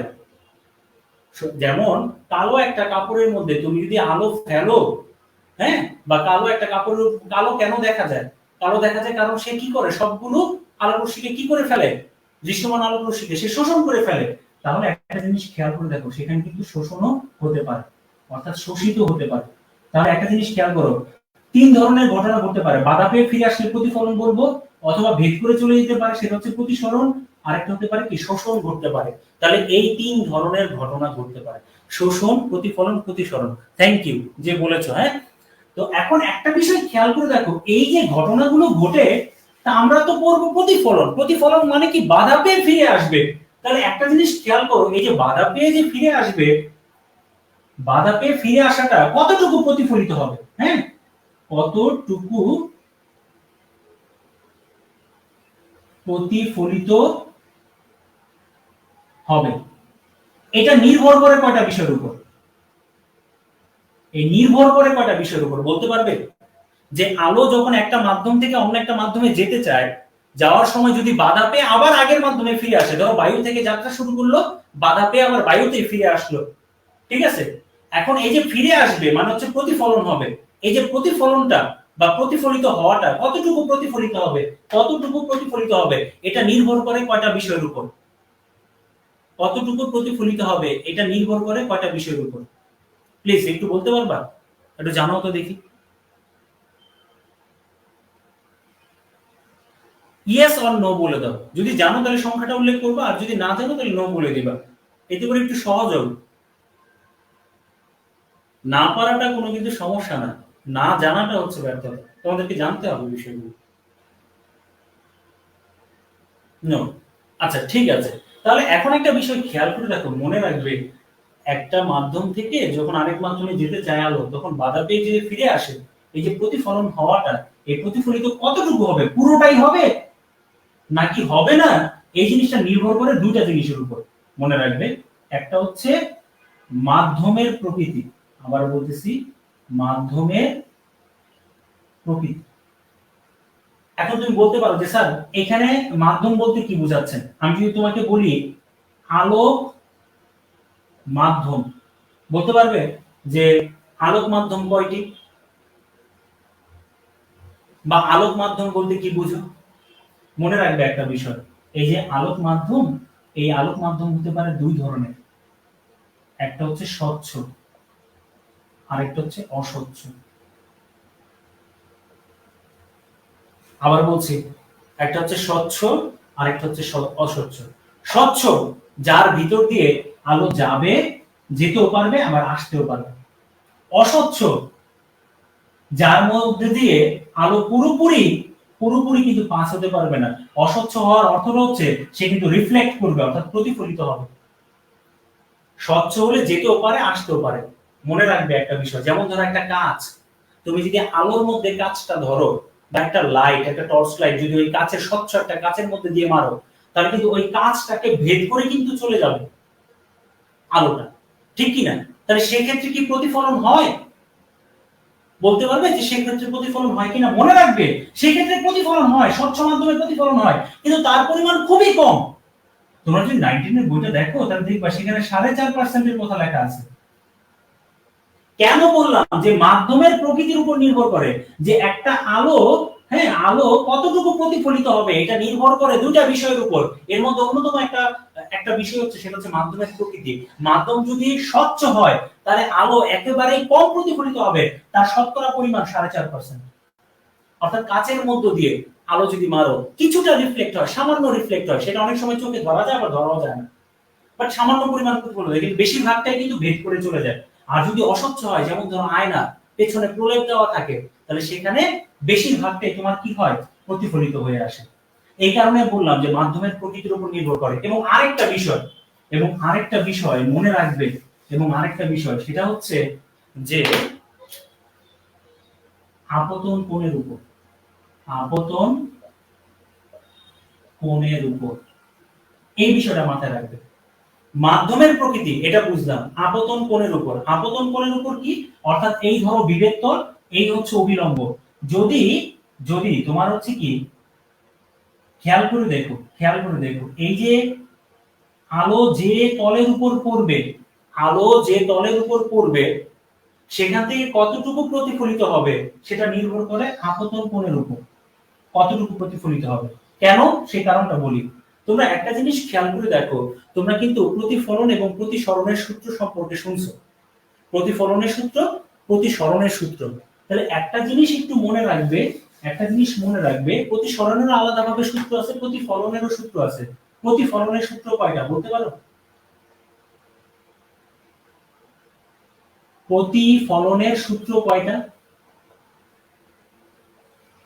অনেক সময় আমরা মুখস্থ করি, যারা এই মানে যাদের অত ডিটেলস না, যারা নরমালি একটু না জানার চেষ্টা করি বা জানা থাকে না, প্রতিফলনের সূত্র কয়টা কেউ কি বলতে পারবে? একটু লিখে তো। প্রতিফলনের সূত্র দুইটা। Thank you. একটা, এই যে সূত্রগুলো তোমরা নিজেরাই বুঝে বুঝে লিখতে পারবা কিভাবে, খেয়াল করে দেখো। আমি যখন চিত্র ডাকছিলাম, এই দিয়েছিলাম আপতিত রশ্মি, আর এই হচ্ছে প্রতিফলিত রশ্মি, এই হচ্ছে আমার অবিলম্ব, এখানে হচ্ছে আমার আপতন বিন্দু, আর এটা হচ্ছে বিবেত্তর। কয়টা অংশ হলো দেখো, আপতিত রশ্মি একটা, প্রতিফলিত রশ্মি দুইটা, অবিলম্ব 4 নাম্বার, আপতন বিন্দু, আর 5 নাম্বার এই যে পাঁচটা অংশ বিবেত্তর। এই পাঁচটা জিনিস দেখো তো এই তলটার উপর আছে কিনা, অর্থাৎ এই যে বোর্ডটা, এই বোর্ডটার মধ্যে আঁকতে পারছি না? এই বোর্ডের কি আছে, দৈর্ঘ্য আছে এবং প্রস্থ আছে। দৈর্ঘ্য আর প্রস্থ থাকলে ওই জিনিসটাকে আমরা কি বলি? দ্বিমাত্রিক। তাহলে এরা সবাই একই তলে আছে। একই তলে থাকার অর্থ কি? সমতলে, নাকি? তাহলে একটা জিনিস তুমি খেয়াল করে দেখো, প্রতিফলনের প্রথম সূত্রটাই হচ্ছে এটা, যে আপতিত রশ্মি, প্রতিফলিত রশ্মি, অবিলম্ব, আপতন বিন্দু এবং বিবেত্তর এরা একই সমতলে থাকবে। এরা একই সমতলে থাকবে। এবং প্রতিফলনের 2 নম্বর যে সূত্রটা, 2 নম্বর যে সূত্রটা, সেটা হচ্ছে আপতন কোণ। আপতন কোণ আর প্রতিফলন কোণ পরস্পর সমান। আপতন কোণ আর প্রতিফলন কোণ সমান। তবে এখানে মনে রাখবে, এখানে একটা কথা, সেটা তলটা মসৃণ হতে হবে। তলটা মসৃণ হতে হবে। কেন? তুমি বলতে পারো যে স্যার কেন, বিষয়টা কেন? সেটা হচ্ছে, একটা জিনিস খেয়াল করে দেখো, যে যদি তলটা মসৃণ হয় তাহলে আপতন কোণের যে মান যা হবে, প্রতিফলন কোণের মান যা তাই হবে, অর্থাৎ এই কোণটা আর এই কোণটা পরস্পর সমান হবে। কিন্তু এই তলটা যদি বক্র হয়, তাহলে ধরো আলো এই জায়গায় পড়ছে, এইদিকে একবার প্রতিফলিত হলো, আবার এই জায়গায় পড়ছে, এই দিকে প্রতিফলিত হলো, এই জায়গায় পড়ছে, আবার এইদিকে। তাহলে একটা জিনিস খেয়াল করে দেখো, বিক্ষিপ্ত ভাবে ছড়িয়ে ছিটিয়ে পড়বে। তাহলে তল মসৃণ হতে হবে। যখন তলটা মসৃণ, তখন আপতন কোণ আর প্রতিফলন কোণ সমান। কিন্তু তলটা যদি বক্র হয়, মসৃণ না হয়, তাহলে কিন্তু আপতন কোণ আর প্রতিফলন কোণ সমান হবে না। তাহলে প্রতিফলনের যে দুটো সূত্র, প্রথম সূত্রটা তো আমরা বুঝতে পারলাম, এটা নরমালি বানায় লিখতে পারবো, এবং দ্বিতীয় সূত্রটা আমরা জানি, কিন্তু কোন ক্ষেত্রে সঠিক, সেটা হচ্ছে মসৃণ তলের ক্ষেত্রে সঠিক। তাহলে একটা জিনিস তোমরা খেয়াল করে দেখো, আমি যে তোমাদেরকে বললাম যে কতটুকু প্রতিফলিত হবে, এটা নির্ভর করে কোন বিষয়টার উপর? এটা নির্ভর করে আপতন কোণের উপর, বলছিলাম না? কারণ আপতন কোণ আর প্রতিফলন কোণ সমান। যদি মনে করো আপতন কোণটা এখানে 30 ডিগ্রি হয়, প্রতিফলন কোণটাও কি হবে? 30 ডিগ্রি। আপতন কোণের মান যদি আরো বাড়াও, আপতন কোণের মান যদি হয় 60 ডিগ্রি, তাহলে প্রতিফলন কোণের মানটাও কি হবে? 60 ডিগ্রি হবে। তাহলে আপতন কোণের মান বেশি, তাহলে প্রতিফলনের পরিমাণও বেশি, প্রতিফলিত হওয়ার পরিমাণও বেশি। তাহলে দেখো, ওই যে বললাম যে কতটুকু প্রতিফলিত হবে, এটা নির্ভর করে দুইটা বিষয়ের উপর। একটা হচ্ছে মাধ্যমের প্রকৃতি, সেটা কি স্বচ্ছ নাকি অস্বচ্ছ, এবং আরেকটা বিষয়ের উপর ডিপেন্ড করে, সেটা হচ্ছে আপতন কোণের মান কত। আপতন কোণের মান যত বেশি হবে, প্রতিফলন কোণের মান তত বেশি হবে। আপতন কোণের মান বেশি হলে প্রতিফলিত হওয়ার সম্ভাবনা বেশি থাকবে। তোমাদের কাছে বিষয়টা ক্লিয়ার কিনা একটু প্লিজ কমেন্টস করে জানাও। এই যে নির্ভরতা এবং কি কি ধরনের ঘটনা ঘটতে পারে, সেই জিনিসটা তোমাদের কাছে ক্লিয়ার কিনা একটু প্লিজ জানো। জাস্ট যে কোনো একজন যদি বুঝে থাকো তাহলে প্লিজ জানো, আর যদি না বুঝে থাকো দরকার পড়লে আমি আবার বুঝিয়ে দিব, সমস্যা নেই। প্লিজ একটু জানো। তোমরা কি আসো নাকি হারায় গেছো? আচ্ছা, আচ্ছা, একজন বলেছে ইয়েস। ঠিক আছে। এখন একটা বিষয় খেয়াল করো, তাহলে ঘটনা ঘটতে পারে তিনটা, ভালোভাবে খেয়াল করো। নির্ভরতার বিষয় হচ্ছে দুইটা, প্রতিফলনের সূত্রও দুইটা। এখন আমি যদি তোমাদেরকে বলি প্রতিফলন কত প্রকার, প্রতিফলন কত প্রকার, মনে রাখবে, আবার বলতেছি, ঘটনা, হ্যাঁ মুছে দিই আমি, মুছে দিলে তোমাদের জন্য সুবিধা হবে। হ্যাঁ, ঘটনা হচ্ছে কয়টা? তিনটা। যদি বলি যে প্রতিফলনের সূত্র, সেই সূত্র হচ্ছে দুইটা। নির্ভরতার বিষয়, নির্ভরতার বিষয় সেটাও কত? দুইটা। প্রতিফলন কত প্রকার? মনে রাখবা প্রতিফলনও দুই প্রকার। মাধ্যম কত প্রকার? মাধ্যমও দুই প্রকার। এই জিনিসগুলো একটু ক্লিয়ার হয়ে নিবা। সূত্রগুলো কি পড়তে হবে না, তবে 2 নাম্বার জিনিসটা পড়তে হবে। সূত্রগুলো লাগবে না, বাট 2 নাম্বার জিনিসটা তোমাদের লাগবে, সেটা হচ্ছে আপতন কোণ আর প্রতিফলন কোণ সমান যে। আচ্ছা, এখন একটা বিষয় তোমরা খেয়াল করে দেখো, তাহলে প্রতিফলন দুই প্রকার। আমি তো মাধ্যমের ব্যাপারটা বললাম, স্বচ্ছ অস্বচ্ছ। নির্ভরতার বিষয়টা বললাম, মাধ্যমের প্রকৃতি এবং আপতন কোণের উপর। সূত্র বললাম দুইটা, ঘটনা বললাম তিনটা। এগুলো বলা হয়ে গেছে, কিন্তু প্রকারভেদটা বলা হয়নি। প্রকারভেদটা কি? প্রকারভেদটা কি? ঠিক আছে, এই প্রকারভেদটা হচ্ছে মনে রাখবা, আলোর যে প্রতিফলন এটা হচ্ছে দুই ধরনের। একটা হচ্ছে নিয়মিত, নিয়মিত, আর একটা হচ্ছে ব্যাপ্ত বা বিক্ষিপ্ত। কথাটা বুঝতে পারছো? বিক্ষিপ্ত বা অনিয়মিত যেটাই বল, অনিয়মিত। অর্থাৎ এই যে ত্বক যখন মসৃণ তখন হবে নিয়মিত, কারণ আপতন কোণ আর প্রতিফলন কোণের মান সমান। তাহলে নিয়মিত প্রতিফলন কি? যখন আলো মসৃণ তলে পড়ে তখন আপতন কোণের মান এবং প্রতিফলন কোণের মান কি হয়?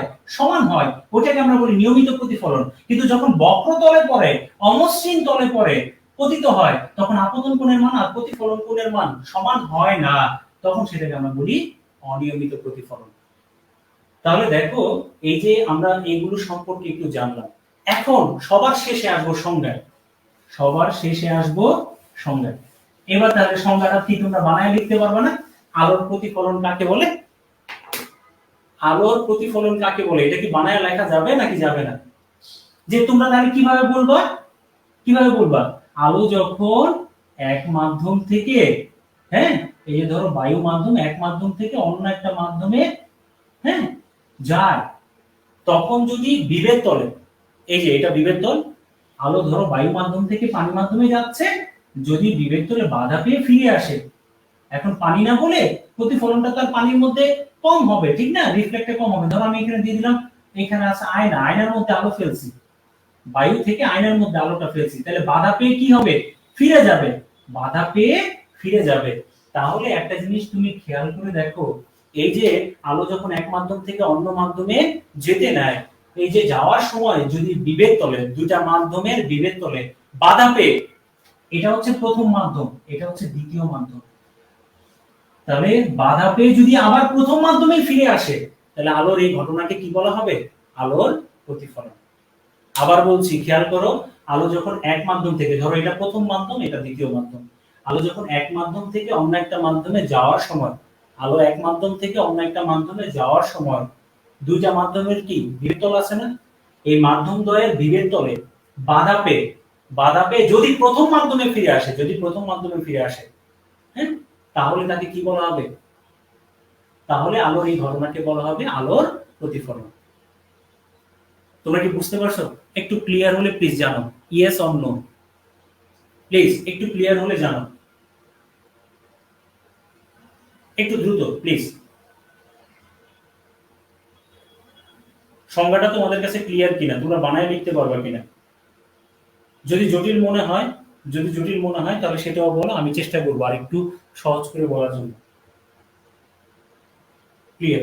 ঠিক আছে, থ্যাংক ইউ, থ্যাংক ইউ। আচ্ছা, এখন একটা বিষয় তোমরা খেয়াল করে দেখো, আমরা এই যে এইসব জিনিসগুলো সম্পর্কে জানলাম, এখন আমরা যে জিনিসটা জানবো মোস্ট ইম্পর্টেন্ট, এই জায়গাটা থেকে আজকে যে আলোচনা, প্রথম 3টা কোশ্চেন 4টা কোশ্চেন থেকে তো প্রশ্ন হতেই পারে, বাট এখন যে আলোচনাটা করবো এটা থেকে প্রশ্ন আসার সম্ভাবনা একটু বেশি। এটাতে একটু গুরুত্ব দিবা, কেমন? গুরুত্ব দিবা কেন? দেখো, একটা বিষয় এখন যে জিনিসটা নিয়ে আলোচনা করব সেটা হচ্ছে দর্পণ। আমি দর্পণ থেকে কয়েকটা প্রশ্ন, আমি একটা প্রশ্ন করতে চাই, সেটা হচ্ছে, আমি যদি বলি দর্পণ মোট কত প্রকার, দর্পণ সাধারণত কত প্রকার, দর্পণ প্রধানত কত প্রকার, এটা 1, এটা 2, এটা 3, 1 নাম্বার, 2 নাম্বার, 3 নাম্বার, অর্থাৎ দর্পণ মোট কত প্রকার, দর্পণ সাধারণত কত প্রকার, দর্পণ প্রধানত কত প্রকার।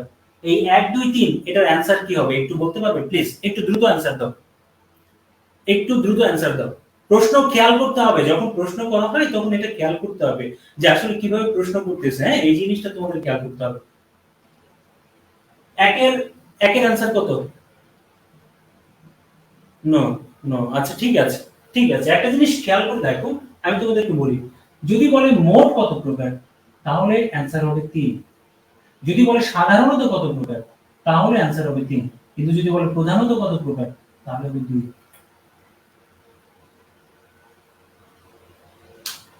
খেয়াল করো, মোট কত প্রকার দর্পণ? 3 প্রকার। সাধারণত দেখো অনেক কিছু করে যাবে, বাট সিম্পল কোশ্চেনে গিয়ে কিন্তু আটকে যাবে, একদম সিলি সিলি কোশ্চেনে গিয়ে কিন্তু তোমরা আটকে যাবে প্লিজ। তাহলে মোট কত প্রকার, এটা হচ্ছে 3 প্রকার। সাধারণত কত প্রকার, এটা কিন্তু 3।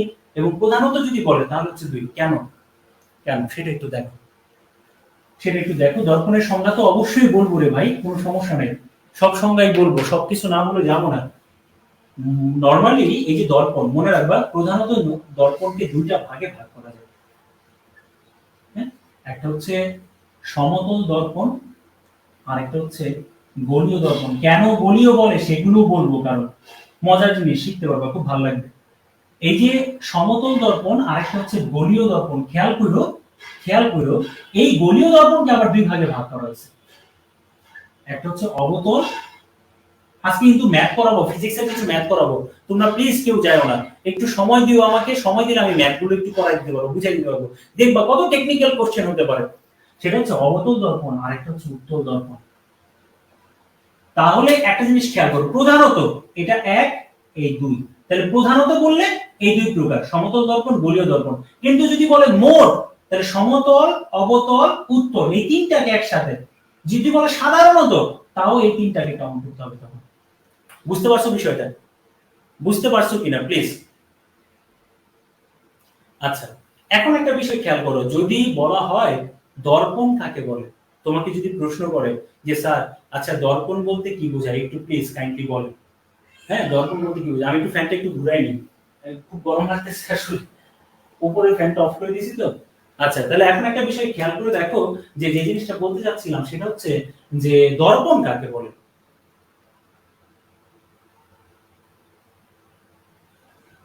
আচ্ছা, তোমরা সাথে আছো, ক্লাস চালিয়ে যাবো, থ্যাংক ইউ, অনেক ধন্যবাদ তোমাদের আন্তরিকতার জন্য। আসলে একটু সময় না পেলে ওই একটু গ্যাপ থেকে যায়, আর গ্যাপ গুলো রাখলে তখন তোমাদের একটু বেসিক ঘাটতি থাকবে, তখন তোমরাই বলবা যে স্যার আসলে এই জায়গায় কেন গ্যাপ রাখলেন। তাহলে দেখো দর্পণ কাকে বলে, মনে রাখবা, এই যে দর্পণের মধ্যে একটা বিষয় তোমরা খেয়াল করে দেখো, সেটা হচ্ছে যে তুমি তোমার আয়নাতে কি করো, নিজের চেহারা দেখো না? এই যে নিজের যে চেহারাটা দেখতেছো, ধরো এটা হচ্ছে আয়না, এটা হচ্ছে আয়না, এবং এই জায়গাটা হচ্ছে তুমি, আর তোমার যে চেহারাটা যে দেখতেছো, তোমাকে যে দেখতেছো আয়নার মধ্যে, এটা হচ্ছে বিম্ব। তাহলে এই যে তুমি, আয়না, এটা হচ্ছে বিম্ব। তাহলে যার মধ্যে আমরা নিজেদের কি দেখতে পাই, বিম্ব দেখতে পাই, প্রতিবিম্ব দেখতে পাই, বা যার মধ্যে আমাদের প্রতিবিম্ব সৃষ্টি হয়, তাকেই বলা হয় দর্পণ। এটা 20তম বিসিএস একবার আসছিল, যে প্রতিবিম্ব, আহ, যার মধ্যে আমাদের প্রতিবিম্ব সৃষ্টি হয় তাকে কি বলা হয়, সেটা হচ্ছে দর্পণ।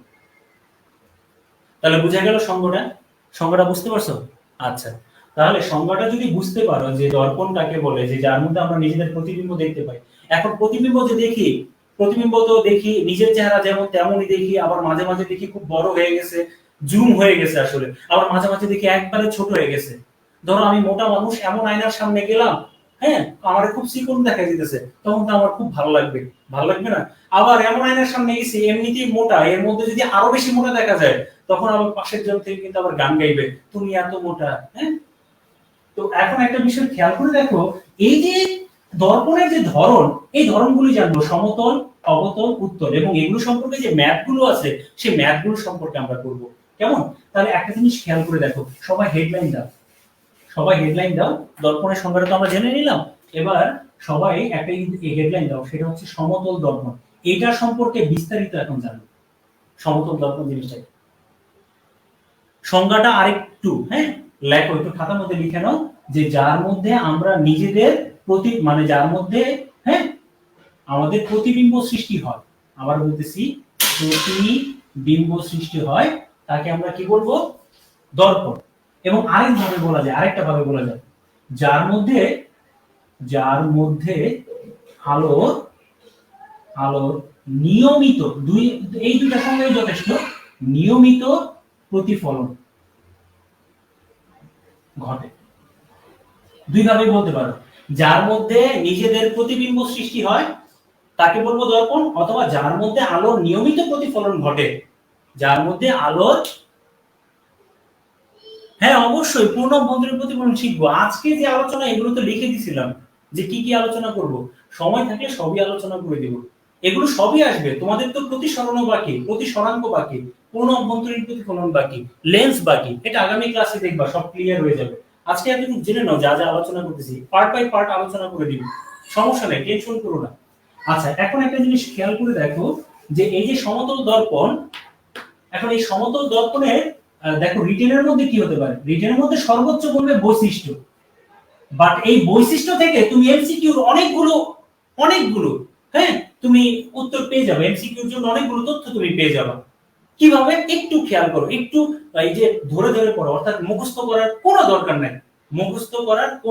নেই, ফার্স্ট অফ অল একটু খেয়াল করো এক নম্বর বৈশিষ্ট্যটা আমি এটা একটু দেখাতে যাচ্ছি যে মুখস্থ না করেও কত সুন্দর ভাবে তুমি নিজে নিজে বানায় লিখতে পারো, তোমার মাথায় থাকলে তুমি ইজিলি এটা বুঝতে পারলে তুমি ইজিলি লিখতে পারবা। কিভাবে, ধরো এখানে একটা দর্পণ আছে, আয়না আছে তোমার সামনে, সমতল দর্পণ মানে সোজা, অর্থাৎ আয়নাটাকে আমরা বুঝিয়ে থাকি, বুঝতে পারছো যে বাসাবাড়িতে নরমালি যে আমরা সাধারণত যে আয়নাটা ব্যবহার করি সেটাই হচ্ছে সমতল দর্পণ। তাহলে এখন একটা জিনিস খেয়াল করে দেখো, ধরো আমি এখানে একটা দর্পণ আঁকছি, এই জায়গাটায় আছো তুমি, আর এখানে তোমার বিম্বটা দেখা যাচ্ছে, মানে তোমাকে দেখা যাচ্ছে মনে করো। এখন দর্পণের মধ্যে তুমি কি তোমার নিজেকে সোজা দেখো না উল্টা দেখো? প্রথম কথা হলো এটা, দর্পণের মধ্যে তুমি যে তোমার বিম্বটাকে দেখতেছো, এই বিম্বটা কি সোজা থাকে না উল্টা থাকে? তোমরা নিজেরাই বলো সোজা না উল্টো? অবশ্যই সোজা দেখো। তাহলে কি এটা একটা বৈশিষ্ট্য তোমরা লিখতে পারবে না? দেখে নিজের সামনে আয়নাটা রাখো, রাখা নিজে বৈশিষ্ট্য লেখো। দর্পণের মধ্যে উল্টা দেখো, উল্টো। এই তোমরা আয়নার সামনে দাঁড়ালে তোমার মাথাটা কি নিচে থাকে? তোমরা যেটা বলতেছো আমি বুঝছি আসলে কোন জিনিসটা বুঝেছো, সেটা হচ্ছে পার্শ্ব পরিবর্তন। আরে আল্লাহ রে, কোনটার সাথে কোনটা মিলাই ফেলছে। এই সমতল দর্পণের কথা বলতেছি, আয়নার কথা বলতেছি, ডান বাম পার্শ্ব পরিবর্তন সেটা হয়, পার্শ্ব পরিবর্তন হয়। সমতল দর্পণে কি তোমার নিজেকে ওই পা কি উপরের দিকে থাকে, মাথা কি নিচের দিকে থাকে, যেটা আয়না তোমার সামনে রাখো? পানি উল্টো দেখা যায়। আচ্ছা যাই হোক, শোনো এখন একটা বিষয় হচ্ছে খেয়াল করে দেখো, যেটা বলতে যাচ্ছিলাম, এই যে সমতল দর্পণ, আয়নার কথাই ভাবো রে ভাই, একদম সিম্পলি ভাবো। সেটা হচ্ছে তুমি যে তোমার বিম্বটা দেখতেছো সেটা দেখতে কেমন, সোজা। তাহলে একটু খাতার মধ্যে লিখে রাখো এক নম্বর বৈশিষ্ট্য, সমতল দর্পণে প্রতিবিম্বের ধরন হচ্ছে সোজা। প্রতিবিম্বের ধরন কেমন, সোজা। এবার একটা কথা বলি, দেখবা যখন তোমরা বই বা গাইডগুলো পড়ো সেখানে একটা শব্দ লেখা থাকে, অসৎ। হ্যাঁ, অসৎ না কিন্তু অসৎ, এটার আরেকটা মিনিং হচ্ছে অবাস্তব। হ্যাঁ, অসৎ বা অবাস্তব। আসলে বিষয়টা হচ্ছে কি, যখন তুমি মানে সমতল দর্পণে আয়নার মধ্যে তুমি তোমার নিজেকে দেখতেছো, আয়নার মধ্যে যখন তুমি তোমার নিজের বিম্বটা দেখতেছো, মনে হয় না বিম্বটা এই যে আয়নার পেছনে আছে? দেখলে এমন মনে হয় কিনা যে দর্পণের পেছনে তোমার প্রতিবিম্বটা আছে, তোমার চেহারাটা আছে? এই যেহেতু দর্পণের পেছনে মনে হয়, পেছনে দেখা যায়, আমি চাইলে ফিজিক্সের অনেকগুলো একে তারপর তোমাকে বুঝাতে পারতাম, বাট এটা দরকার নেই, সিম্পলি বোঝার চেষ্টা করো। যেহেতু দর্পণের পেছনে মনে হয় যে বিম্বটা তোমার কি হচ্ছে, গঠিত হচ্ছে, আসলে প্র্যাকটিক্যালি আমরা যদি এই করি আর কি, চিত্র এঁকেও যদি দেখাই তাও দর্পণের পেছনেই হয়। এই দর্পণের পেছনে বিম্বটা মনে হয় বিধায় এই কারণে আমরা বলি বিম্বের ধরনটা হচ্ছে অসৎ বা অবাস্তব। বিম্বের ধরনটা কি, অসৎ বা অবাস্তব। তাহলে দেখো দুই নম্বর যে বৈশিষ্ট্যটা, এটা কি তোমরা লিখতে পারবে না? সমতল দর্পণে যে প্রতিবিম্ব যে হয় সেটা হচ্ছে সোজা, এবং সমতল দর্পণে কেমন প্রতিবিম্ব সৃষ্টি হয়, অসৎ বা অবাস্তব প্রতিবিম্ব সৃষ্টি হয়। ক্লিয়ার কিনা বিষয়টা? আচ্ছা, এবার আসো এরপরে আরেকটা, এরপরেরটা যাই, 3 নম্বরে যাই। হ্যাঁ, 3 নম্বরে যাই, একটু খেয়াল করো। হ্যাঁ, তোমরা যদি আয়নার সামনে কেউ থাকো, আয়নার সামনে যদি কেউ থাকো, একটু ভালো করে খেয়াল করো। তোমরা জানো, তারপর আমি বলতেছি আসলে। হ্যাঁ, একটু খেয়াল করো। হ্যাঁ, একটু খেয়াল করো। সেটা হচ্ছে যে ধরো তুমি কি করলে, আয়নার সামনে যদি যাও, মনে হয় না বিম্বটা তোমার কাছে চলে আসতেছে? আমি তো ক্যামেরার সামনে আসতেছি না, তাহলে লাইটটা রিফ্লেক্ট করবে আর কি, বুঝতে পারছো? আচ্ছা, এখন বিষয়টা হচ্ছে, মনে করো যে তুমি যখন আয়নার সামনে যাও, ঠিক আছে, তখন কি হয়, মনে হয় না বিম্বটা কাছে চলে আসছে? আবার যখন তুমি পেছনে চলে যাও, তখন বিম্বটা কি দূরে সরে যায় কিনা? তাহলে একটা জিনিস তোমরা খেয়াল করে দেখো, একটা জিনিস তোমরা খেয়াল করে দেখো, সেটা হচ্ছে যে তুমি, হ্যাঁ, তুমি যতই কি করো, আয়নার সামনে আসো, বিম্বটাও ততই কাছে আসে। যতই দূরে যাও, বিম্বটাও তত দূরে যায়। এই কথার অর্থ কি? এই কথাটার অর্থ হলো, আয়না থেকে তোমার দূরত্ব যা, আর আয়না থেকে বিম্বের দূরত্বও কি তাই। তাহলে দুইটার দূরত্ব কি সমান? তাহলে আমরা বলতে পারি না, আমরা বলতে পারি না যে এই যে তোমাকে আমি যদি বলি লক্ষ্য বস্তু, তোমাকে যদি আমি বলি লক্ষ্য বস্তু, বইয়ের ভাষায় বলছি, তোমাকে যদি বলি লক্ষ্য বস্তু, আর এটা হচ্ছে বিম্ব, তাহলে সমতল দর্পণের ক্ষেত্রে লক্ষ্য বস্তু ও বিম্ব সমান দূরত্বে অবস্থান করে, এই কথাটা কি বলা যায় নাকি যায় না? আবার বলতেছি, আবার বলতেছি, লক্ষ্য বস্তু, সমতল দর্পণের ক্ষেত্রে লক্ষ্য বস্তু ও বিম্ব সমান দূরত্বে অবস্থান করে, সমান দূরত্বে অবস্থান করে। এটা হচ্ছে 3 নম্বর এবং মোস্ট ইম্পর্টেন্ট। এটা কিন্তু অনেক ইম্পর্টেন্ট একটা তথ্য, যে সমতল দর্পণের ক্ষেত্রে লক্ষ্যবস্তু ও বিম্ব পরস্পর সমান দূরত্বে অবস্থান করে। আচ্ছা, এরপর আরেকটা বিষয়, এরপর আরেকটা বিষয়, তুমি এখন বলতে পারো যে স্যার, একটা দর্পণ সমতল, উত্তল বা অবতল, এটা আমি কিভাবে বুঝবো? এই জিনিসটা, এই জিনিসটা তুমি কিভাবে বুঝবা? 4 নম্বর বৈশিষ্ট্যের কথাটা বলতেছি, এটা তুমি কিভাবে বুঝবা? খেয়াল করে দেখো একটা বিষয়, একটা বিষয় তোমরা খেয়াল করে দেখো, মনে রাখবা, এটা তুমি পরীক্ষা করার মানে সবচেয়ে ভালো যে সিস্টেমটা, সেটা হচ্ছে তুমি তোমার আঙ্গুলটাকে, হ্যাঁ, এই যে আঙ্গুলটাকে, আঙ্গুলটাকে আয়নার সামনে নিয়ে রাখবা। রাখার পর ওই বিম্বটা যেটা দেখা যাচ্ছে, সেটার দৈর্ঘ্যটা দেখবা, আর হচ্ছে তোমার আঙ্গুল যেটা, এটার দৈর্ঘ্য, এই দুটার দৈর্ঘ্য দেখবা। অর্থাৎ বিম্বের দৈর্ঘ্য আর হচ্ছে তোমার আঙ্গুলের যে দৈর্ঘ্য, এই দুইটা দৈর্ঘ্য যদি সমান হয়, এই দুইটা দৈর্ঘ্য যদি কি হয়, সমান হয়, তাহলে মনে রাখবে এই দুইটার দৈর্ঘ্য সমান বলেই এটা হবে সমতল দর্পণ। তাহলে এখান থেকে আমরা কি বলতে পারি? এখান থেকে আমরা এটা বলতে পারি না যে সমতল দর্পণের ক্ষেত্রে, আবার বলতেছি, সমতল দর্পণের ক্ষেত্রে লক্ষ্যবস্তুর আকার, আকার বলতে দৈর্ঘ্য বোঝাচ্ছি, লক্ষ্যবস্তুর আকার আর হচ্ছে বিম্বের আকার পরস্পর কি সমান। লক্ষ্যবস্তুর আকার এবং বিম্বের আকার পরস্পর কি সমান। তাহলে এটা কি বলা যাবে? তাহলে একটা জিনিস তুমি খেয়াল করে দেখো, এখানে সমান দূরত্ব অবস্থান করে, দৈর্ঘ্যটাও কি সমান। এখন তোমাদেরকে, তোমাদের ঝামেলাটা কোন জায়গায় হয়, তুমি বিম্বের দৈর্ঘ্যের সাথে লক্ষ্যবস্তুর দৈর্ঘ্যের তুলনা করলে না, এই জায়গাটা কি করছো, সমান হয়েছে, তাই বলতেছো সমতল দর্পণ। তুমি কি করছো, তুলনা করছো।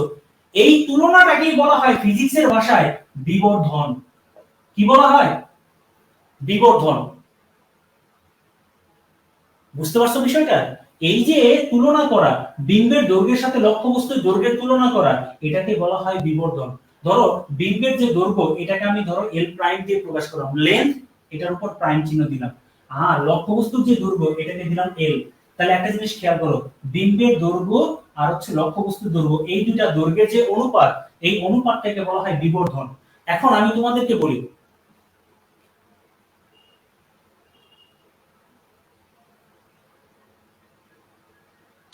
এখন আমি তোমাদেরকে বলি একটা বিষয়, সেটা হচ্ছে এই যে বিবর্ধনের যে বিষয়টা, যদি দেখো বিম্বটা বড় দেখা যাচ্ছে, খেয়াল করে বিষয়টা, বিম্বটা যদি বড় দেখা যায় আর লক্ষ্যবস্তুর তুলনায় যদি বিম্বটা বড় দেখা যায়, মানে হচ্ছে জুম হয়ে গেছে।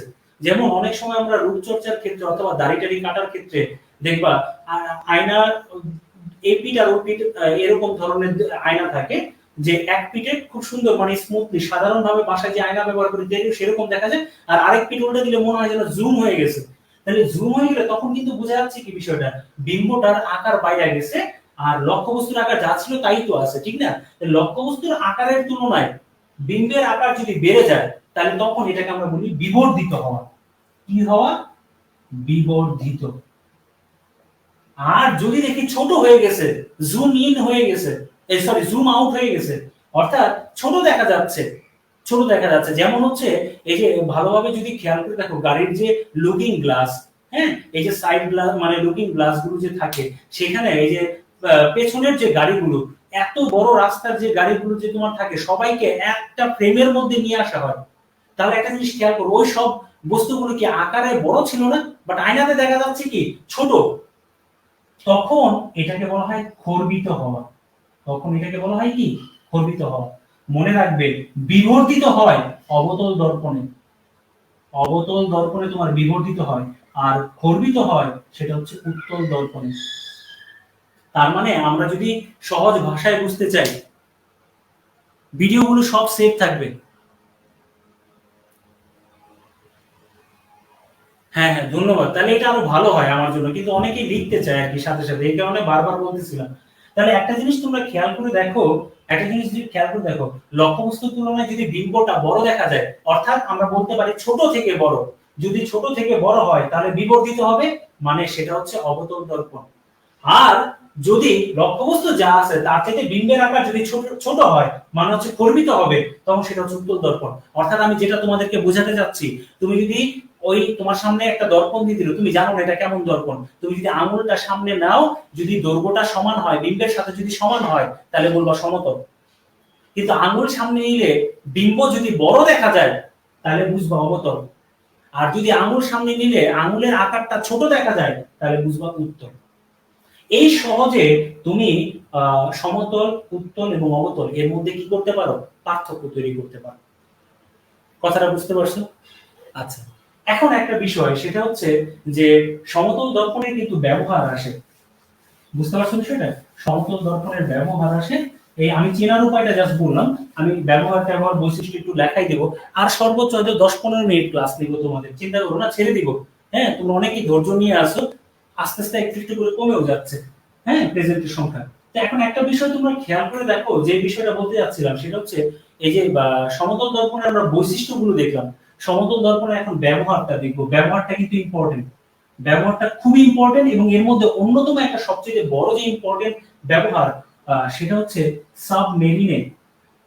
হ্যাঁ, সাবমেরিন মানে হচ্ছে যেটাকে আমরা বলি ডুবোজাহাজ। ডুবোজাহাজ, এই সাবমেরিন বা ডুবোজাহাজে তোমার কি হয়, এই সমতল দর্পণের একটা ব্যবহার আছে। হ্যাঁ, সমতল দর্পণে, হ্যাঁ ড্রয়িং করে দিব, ড্রয়িং করে দিব, আমাকে একটু সময় দাও, মানে এই ব্যবহারটা বলে আমি অবশ্যই। আচ্ছা, ধন্যবাদ তোমাদের। যদি ক্লাস ভালো লাগে তাহলে আমার আরো ভালো লাগে আর কি, তোমরা এমন কমেন্টস করবে আসলে। হ্যাঁ, প্রশংসা শুনতে কার না ভালো লাগে? একজন মেয়ে হোক বা ছেলে হোক, আর শিক্ষকের জন্য তো স্টুডেন্টদের, শিক্ষার্থীদের প্রশংসা পাওয়া অনেক বড় একটা বিষয়, ভাগ্যের বিষয় আসলে। হ্যাঁ, সাবমেরিন বা ডুবোজাহাজ এখানে ব্যবহার করা হয়। এখন এখানে কিভাবে ব্যবহার করা হয় সেটা একটু বলি। তোমরা নাম শুনছো না একটা জিনিস, সেটা হচ্ছে সরল পেরিস্কোপ। হ্যাঁ, অনেকেই চিনো সরল পেরিস্কোপটা। সরল পেরিস্কোপটা কেমন? এই যে ধরো একটা মানে এই জেড শেপের এরকম একটা ইয়ে, হ্যাঁ, এই এই এই দেখা যায় এই দিকে একটা আয়না থাকে, অর্থাৎ এইখান থেকে এসে এই জায়গাটা রিফ্লেক্ট হয়, এই দিকে একটা আয়না থাকে, এবং এটা এসে এই দিকে রিফ্লেক্ট হয়। অর্থাৎ এইখান দিয়ে যদি কেউ দেখে, তুমি যদি এই দিক দিয়ে দেখো, তাহলে এই যে এই জায়গা দিয়ে, অর্থাৎ এই জায়গাটায় যে ঘটনা ঘটতেছে এগুলো তুমি এই জায়গা থেকে দেখতে পাচ্ছ। তাহলে এই রকম আকারের যে যন্ত্রটা, এটাকে বলা হয় সরল পেরিস্কোপ। কি বলা হয়? সরল পেরিস্কোপ। এখন এই যে সরল পেরিস্কোপে তোমার কোন দর্পণ ব্যবহার করা হয় এটাই আসে। সরল পেরিস্কোপে কোন ধরনের দর্পণ ব্যবহার করা হয়? সেটা হচ্ছে সমতল দর্পণ। কোন দর্পণ? সমতল দর্পণ। একটা এক্সট্রা ইনফরমেশন দিয়ে দিই, সমতল দর্পণটা রাখা হয় কত ডিগ্রি অ্যাঙ্গেলে? মনে রাখবা, 45 ডিগ্রি অ্যাঙ্গেল। সমতল দর্পণটা সরল পেরিস্কোপের মধ্যে কোথায় রাখা হয়? 45 ডিগ্রি অ্যাঙ্গেলে। এবার একটু খেয়াল করো, সাবমেরিন বা ডুবোজাহাজ এই সাবমেরিনের মধ্যে ভিতরে থাকে, তারা তো আর বাইরে এসে দেখে না, তারা সরল পেরিস্কোপের মতো এই যে যন্ত্রটুকু ব্যবহার করে বাইরের জিনিসগুলোকে দেখে। তাহলে যেহেতু সরল পেরিস্কোপে কি ব্যবহার করা হয়, সমতল দর্পণ, তাই আমরা বলতে পারি না সাবমেরিন বা ডুবোজাহাজে তোমার কি ব্যবহার করা হয়, ওই দেখার সুবিধার জন্য কি ব্যবহার করা হয়, সমতল দর্পণের ব্যবহার আছে সেখানে, বলা যায় নাকি যায় না? আচ্ছা, এখন একটা বিষয় খেয়াল করো, আরেকটা তো নরমাল ব্যবহার, সেটা তো তোমরা জানোই, হ্যাঁ সেই জিনিসটা তোমরা জানো। একটা কনফিউশন তোমাদের দূর করে দিব একটু পরে, হ্যাঁ একটা জিনিস সম্পর্কে তোমাদের কনফিউশন দূর করে দেব। তবে 2 নম্বর বৈশিষ্ট্যটা সেটা তোমরা জানো, যে বাসা বাড়িতে আমরা কি করি, বাসা বাড়িতে নিজেদের চেহারা দেখার জন্য, হ্যাঁ নিজেদেরকে দেখার জন্য, চেহারা দেখার জন্য আমরা কি করি, এই সমতল দর্পণ ব্যবহার করে থাকি। একটা প্রশ্ন আমি তোমাদেরকে করতে চাই, সেটা হচ্ছে সমতল দর্পণে, হ্যাঁ সমতল দর্পণের পেছনে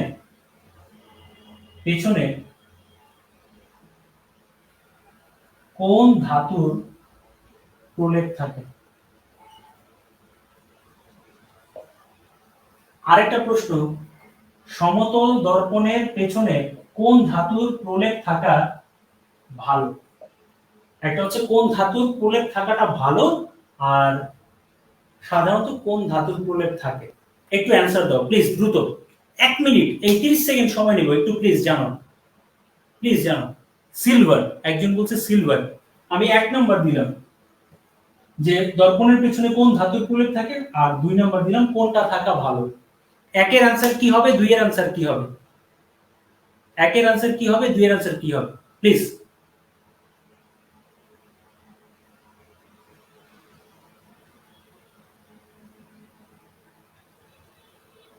মার্কারি সিলভার, এক্সিলেন্ট। 1 নাম্বারটা হচ্ছে মার্কারি আর 2 নাম্বারটা হচ্ছে সিলভার। মনে রাখবে একটা বিষয় সেটা হচ্ছে সমতল দর্পণের পিছনে কোন ধাতুর প্রলেপ থাকে, এটা সর্বপ্রথম তোমরা যেটা দেখবা সেটা হচ্ছে সিলভার আছে কিনা। সর্বপ্রথম যেটা দেখবা সেটা অপশনের মধ্যে, সেটা হচ্ছে সিলভার আছে কিনা। যদি সিলভার না থাকে তারপর তোমরা দেখবা পারদ বা মার্কারি আছে কিনা। আর মান যদি ভালো করতে চাও, যদি অপশনে মানে প্রশ্নের মধ্যে উল্লেখ থাকে ভালো, তাহলে অবশ্যই সিলভার। কারণ পারদ দেওয়া যে আয়না, সেগুলো যে 10 টাকা দিয়ে কিনো, যে 10-20 টাকা দিয়ে যে কিনো, ওই আয়নাগুলোর পেছনে তোমার পারদের প্রলেপ থাকে। এই কারণে ওই আয়নাগুলো দিয়ে কিন্তু অত ভালো, অত সুন্দর জিনিসগুলো কিন্তু দেখা যায় না। বাট সিলভারের প্রলেপটা থাকলে খুব সুন্দর রিফ্লেক্ট হয় এবং দেখতেও খুব সুন্দর লাগে, ঝকঝকা লাগে। কথাটা বুঝতে পারছো? তাহলে মনে রাখবা একটা বিষয়, সমতল দর্পণের পেছনে কোন ধাতুর প্রলেপ থাকে, এই ধরনের প্রশ্ন করলে আগে দেখবা সিলভার আছে কিনা। যদি সিলভার না পাও তাহলে হচ্ছে মার্কারি বা পারদ। আর এরপরে যদি বলা হয় ভালো, কোনটি থাকা সবচেয়ে ভালো বা ভালো হবে, সেটা হচ্ছে অবশ্যই সিলভার। যেটা থাকা ভালো সেটা হচ্ছে সিলভার। আচ্ছা, তাহলে এখন একটা বিষয় খেয়াল করে দেখো, তাহলে আমরা সমতল দর্পণ সম্পর্কে জানলাম। হ্যাঁ, এবার সমতল দর্পণ আয়না, এটার তো আসলে চিত্র তেমন লাগবে না, এটা তো বুঝতেই পারতেছো। এই যে এইভাবে একটা আয়না এঁকে দিলে, ধরো এবি, এটা হচ্ছে একটা আয়না, এর পেছনে দাগ দিয়ে দিলে এটা সমতল দর্পণ হয়ে যায়। বাট উত্তল আর অবতল দর্পণের আকারটা নিয়ে তোমাদের একটু ঝামেলা হতে পারে। তবে সমতল দর্পণের ক্ষেত্রে এবার দেখো, সমতল দর্পণের ক্ষেত্রে কেমন ম্যাথ আসতে পারে। সমতল দর্পণের আরেকটা এক্সট্রা ইনফরমেশন আমি তোমাদেরকে দিয়ে রাখি, এটা খুব ইম্পর্টেন্ট, এখনো পর্যন্ত আসেনি বাট ইম্পর্টেন্ট হতে পারে। হ্যাঁ, চকচকে। আচ্ছা, তো এখন একটা বিষয় খেয়াল করো, সেটা হচ্ছে ধরো এই জায়গায় একটা সমতল দর্পণ আছে, হ্যাঁ এটা একটা সমতল দর্পণ, এটার নাম হচ্ছে এবি একটা সমতল দর্পণ। এখন ধরো এই সমতল দর্পণটাকে, হ্যাঁ এই সমতল দর্পণটাকে আমি একটু ঘুরিয়ে দিব। খেয়াল করো, এই সমতল দর্পণটাকে আমি একটু ঘুরাবো। তাহলে একটা জিনিস খেয়াল করো, এখানে হচ্ছে অভিলম্ব, এখানে হচ্ছে প্রতিফলিত রশ্মি, সরি আচ্ছা যেটা এগুলি, হ্যাঁ বা ধরো এই জায়গায় হচ্ছে আপতিত রশ্মি, এটা হচ্ছে প্রতিফলিত রশ্মি, ঠিক আছে, আপতিত রশ্মি, প্রতিফলিত রশ্মি। এখন আমি যদি এই দর্পণটাকে একটু ঘুরিয়ে দেই, ধরো এটা হচ্ছে সি ডি, অর্থাৎ আমি ধরো এটাকে ঘুরাই দিলাম একটা কোণে, এই যে আগেরটার সাথে এখনকারটার অ্যাঙ্গেল হচ্ছে মনে করো থিটা কোণের পার্থক্য। তাহলে আপতিত রশ্মি, একটা জিনিস খেয়াল করো যে আমি যদি থিটা কোণে দর্পণটাকে ঘুরাই একটা সমতল দর্পণকে, তাহলে প্রতিফলিত রশ্মিটাও তো কিছুটা কি করবে, ঘুরে যাবে না। প্রতিফলিত রশ্মিটাও কিন্তু কিছুটা ঘুরে যাবে। তাহলে মনে রাখবে একটা বিষয়, যখন একটা সমতল দর্পণ এইভাবে থাকে, হ্যাঁ এভাবে রাখছো, এখন এটাকে যদি একটু ঘুরাও, ঘুরালে প্রতিফলিত রশ্মিটাও একটু ঘুরে যায়। এখন কতটুকু ঘুরে যায় এটা একটু লিখে রাখো। মনে রাখবে দর্পণকে, সমতল দর্পণকে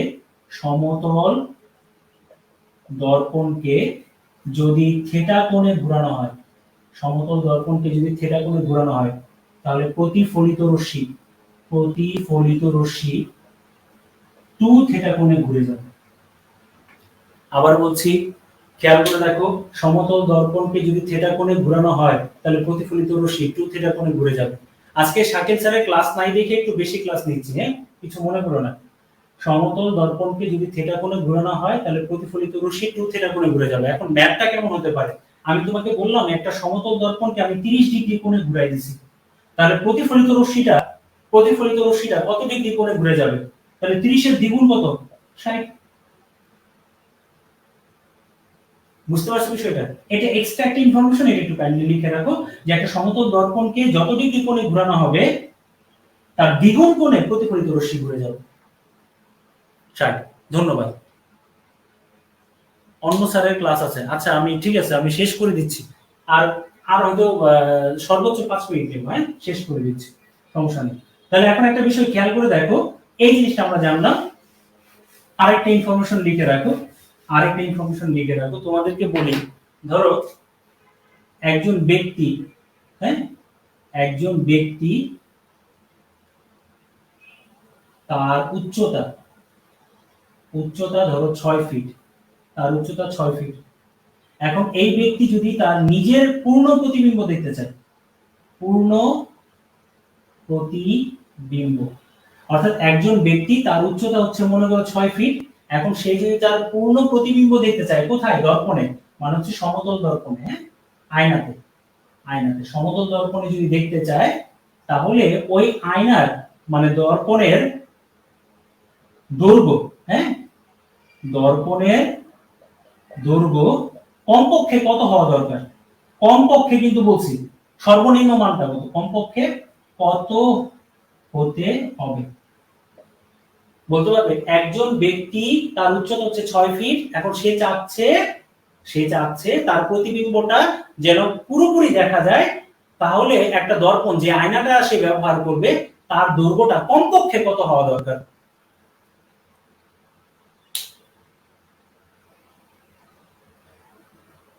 3 feet. Exactly, thank you, 3 feet হওয়া দরকার। অর্থাৎ এই কথার অর্থ কি?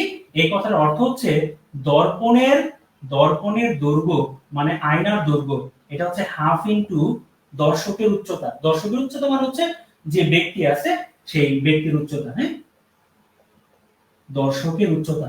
মনে রাখবে দর্পণের দৈর্ঘ্য যদি বের করতে চাও যে কমপক্ষে কত হওয়া দরকার যদি নিজের পূর্ণ প্রতিবিম্ব দেখতে হয়, তাহলে এই সূত্রটা হচ্ছে দর্পণের দৈর্ঘ্য সমান হাফ ইনটু উচ্চতা।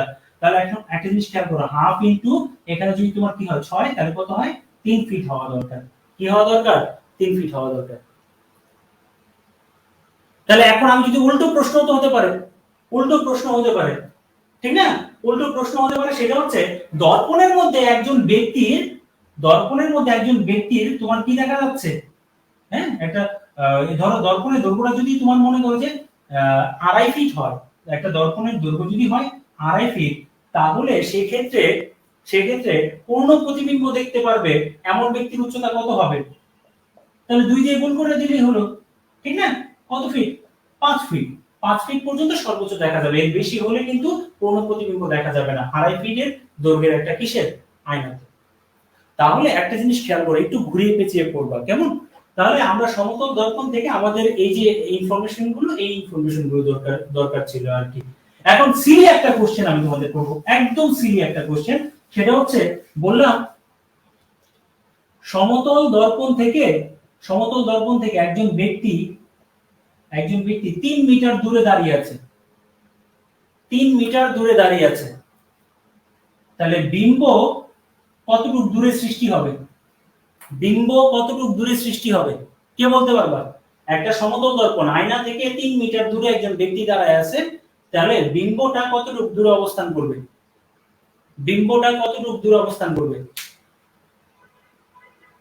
6 মিটার। একটু আগে বৈশিষ্ট্যটা তোমরা কি করলা, যে দর্পণ থেকে লক্ষ্যবস্তুর দূরত্ব যা, দর্পণ থেকে বিম্বের দূরত্ব কি তাই। অর্থাৎ ব্যক্তি যদি লক্ষ্যবস্তু যদি 3 মিটার দূরে থাকে, সমান দূরত্বে বিম্ব সৃষ্টি হবে, সেটা হচ্ছে 3 মিটার। কাছে আসলে কাছে যায়, দূরে গেলে দূরে যায়।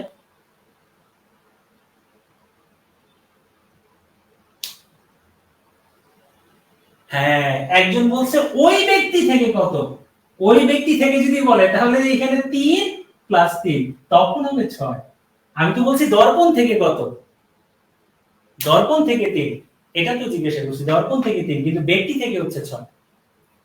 ধন্যবাদ ধন্যবাদ, খুব দারুণ। হ্যাঁ, তোমাদের এগুলো ভালো লাগতেছে যে তোমরা তোমরা আসলে অনেক আমার চাইতে অনেক ভালো করো দেখা যাচ্ছে আসলে। আমি তো তোমাদেরকে পড়াই থেকে শিখতেছি এমন অনেকটা মনে হচ্ছে আর কি। যাই হোক, এখন যে বিষয়টা সেটা হচ্ছে একজন প্রশ্ন করছিল যে স্যার এই যে ইমেজ গুলো একটু দেখায় দেওয়ার জন্য। হ্যাঁ, আচ্ছা ঠিক আছে, আমি আমার বোঝার বলছিল, ঠিক আছে, টেনশন করো না, আমি তো এমন তোমাকে তো ওইরকম ভাবে কিছু বলিনি। হ্যাঁ, টেনশন করো না, হ্যাঁ তোমারটা ঠিক আছে, ওই ব্যক্তি থেকে। আচ্ছা, প্রথমে 6 মিটার লিখছিল তো তাই ভাবছিলাম যে আসলে দর্পণ থেকে জিজ্ঞাসা করলাম তাহলে কি থেকে বললাম। দেখো, একটা জিনিস হলো, আমি তোমাদেরকে বলছিলাম যে গোলীয় দর্পণ, হ্যাঁ গোলীয় দর্পণ দুই ধরনের, একটা হচ্ছে অবতল, অবতল, আর একটা হচ্ছে উত্তল। একটা হচ্ছে অবতল আর একটা হচ্ছে কি উত্তল। আপনার ক্লাস তো তাই খুবই এনজয় করতেছি। আমি চেষ্টা করবো আসলে, কিন্তু আমাকে সময় না দিলে আসলে কিছু শিখতে পারবো না, কেমন?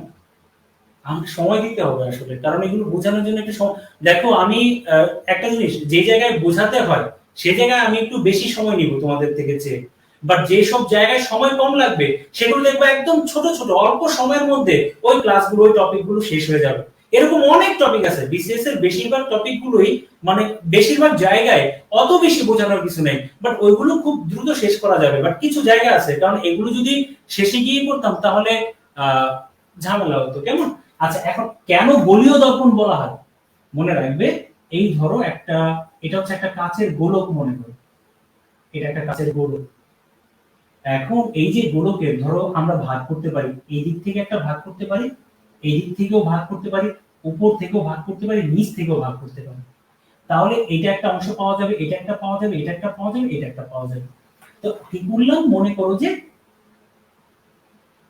এখান থেকে, এখান থেকে এই পাশটা, এই যে বাম পাশটা এইদিকে নিয়ে আসলাম মনে করো। হ্যাঁ, আচ্ছা একটু একসাথে লাগানো হয়ে গেছে, ধরো বাম পাশটা হচ্ছে এই জায়গায়, কেমন? আর এই যে ডান পাশটা ধরো এই জায়গায় রাখলাম। খেয়াল করো বিষয়টা, খেয়াল করো। তুমি ধরো এটা হচ্ছে ভিতরের অংশ, ভিতর, আর এটা হচ্ছে মনে করো বাহিরের। একটা জিনিস খেয়াল করবা, তুমি যদি প্রলেপ, হ্যাঁ তুমি যদি প্রলেপটা বাইরের দিকে দাও, খেয়াল করো তুমি যদি প্রলেপটা বাইরের দিকে দাও আর ভিতরের দিক দিয়ে তুমি যদি নিজের চেহারাটা দেখো, তাহলে এই দর্পণটাকে বলবো অবতল। আবার বলছি, প্রলেপটা যদি বাহিরে যে উঁচু অংশটা আছে, হ্যাঁ এই যে উঁচু অংশটা, এই যে এটা, এই বাহিরের দিকে যদি দাও তাহলে, আর ভিতরের দিকে যদি তুমি নিজের চেহারা দেখো, তাহলে এই ধরনের দর্পণকে বলা হবে অবতল। আচ্ছা, আরেকটা বিষয়, কিন্তু তুমি যদি প্রলেপটা, প্রলেপটা ভিতরের দিকে দাও আর বাইরের দিকে নিজের চেহারা দেখো, বাইরের দিকে নিজের চেহারা দেখো, তাহলে এটা হবে উত্তল। লুকিং গ্লাসগুলো খেয়াল করে দেখো, লুকিং গ্লাসগুলো কিন্তু এরকম বাঁকানো থাকে, অর্থাৎ ভিতরের অংশটা প্রলেপ দেওয়া থাকে, বাইরের জিনিসটা দেখা যায়। তাহলে তুমি কিভাবে বুঝবা? দেখে বুঝবা, দেখে কি বোঝা যাবে না? দেখে কি বোঝা যাবে কিনা যে কোনটা অবতল কোনটা উত্তল? যদি ওইভাবেও না বুঝো, তাহলে এই যে সামনে নিজের আঙুলটা নিয়ে আসবা, আঙুল আয়না দেখবা যে তোমার আঙুলটা যে আয়নাতে বড় দেখা যদি যায় তাহলে অবতল, মানে ছোট থেকে বড় করে কে, অবতলের সাইডে লিখে রাখো ছোট থেকে বড়, এটা চেনার জন্য, জাস্ট বোঝার জন্য, ছোট থেকে বড়। আর এটা কি করে, বড় থেকে ছোট করে, উত্তরটা কি করে, বড় থেকে ছোট করে। তাহলে বলতো এই যে, এই যে অবতল, হ্যাঁ উপরে চেহারা দেখলে উত্তর, বাহ কি টেকনিক, কি সুন্দর টেকনিক। যাক ভালো লাগলো বিষয়টা। এখন একটা বিষয় খেয়াল করে দেখো, তাহলে এই ধরনের ঘটনাগুলো ঘটে কেমন। এখন একটা বিষয় সেটা হচ্ছে, তাহলে বলো তো অবতলে কি হয়? অবতলে যেহেতু বিম্ব বড় হয়ে যায়, তাহলে আমরা বলতে পারি অবতল দর্পণে বিম্ব বিবর্ধিত হয়, আর উত্তলে কি হয়? খর্বিত হয়, ছোট দেখা যায়। কেমন? উত্তলে খর্বিত হয়, ছোট দেখা যায়। এখন একটা বিষয় খেয়াল করে দেখো, যে তোমরা ঝামেলায় পড়ো কিভাবে। হ্যাঁ, আমি মুছে দিলাম, চিনবা কিভাবে সেটা তো বোঝা গেল। এখন একটা জিনিস আমি তোমাদেরকে একটু বলতে চাই, একটা জিনিস একটু বলতে চাই। যেহেতু এটা একটা গোলক, তোমরা তো ম্যাথে পড়ছো, অবশ্যই এটার একটা কেন্দ্র আছে। আচ্ছা, এই যে পরিধি থেকে কেন্দ্র পর্যন্ত যে দূরত্ব, এটাকে আমরা কি বলি? ব্যাসার্ধ। তো তুমি কি করো, এই যে এতটুকু অংশ কেটে এই জায়গায় এনে বসাও, বসাইলাম। ধরো আমি এখানে একটা অবতল দর্পণ তৈরি করলাম। কি দর্পণ? অবতল দর্পণ তৈরি করলাম। তৈরি করে এই যে ব্যাসার্ধটা এখান থেকে আইনা এদিকে মনে করো বসাইলাম। ধরো এখান থেকে এতটুকু, এটা হচ্ছে ব্যাসার্ধ। তাহলে এই যে একটা রেখা, হ্যাঁ এই রেখাটা, হ্যাঁ এই রেখাটাকে বলা হয় প্রধান অক্ষ। প্রধান অক্ষ।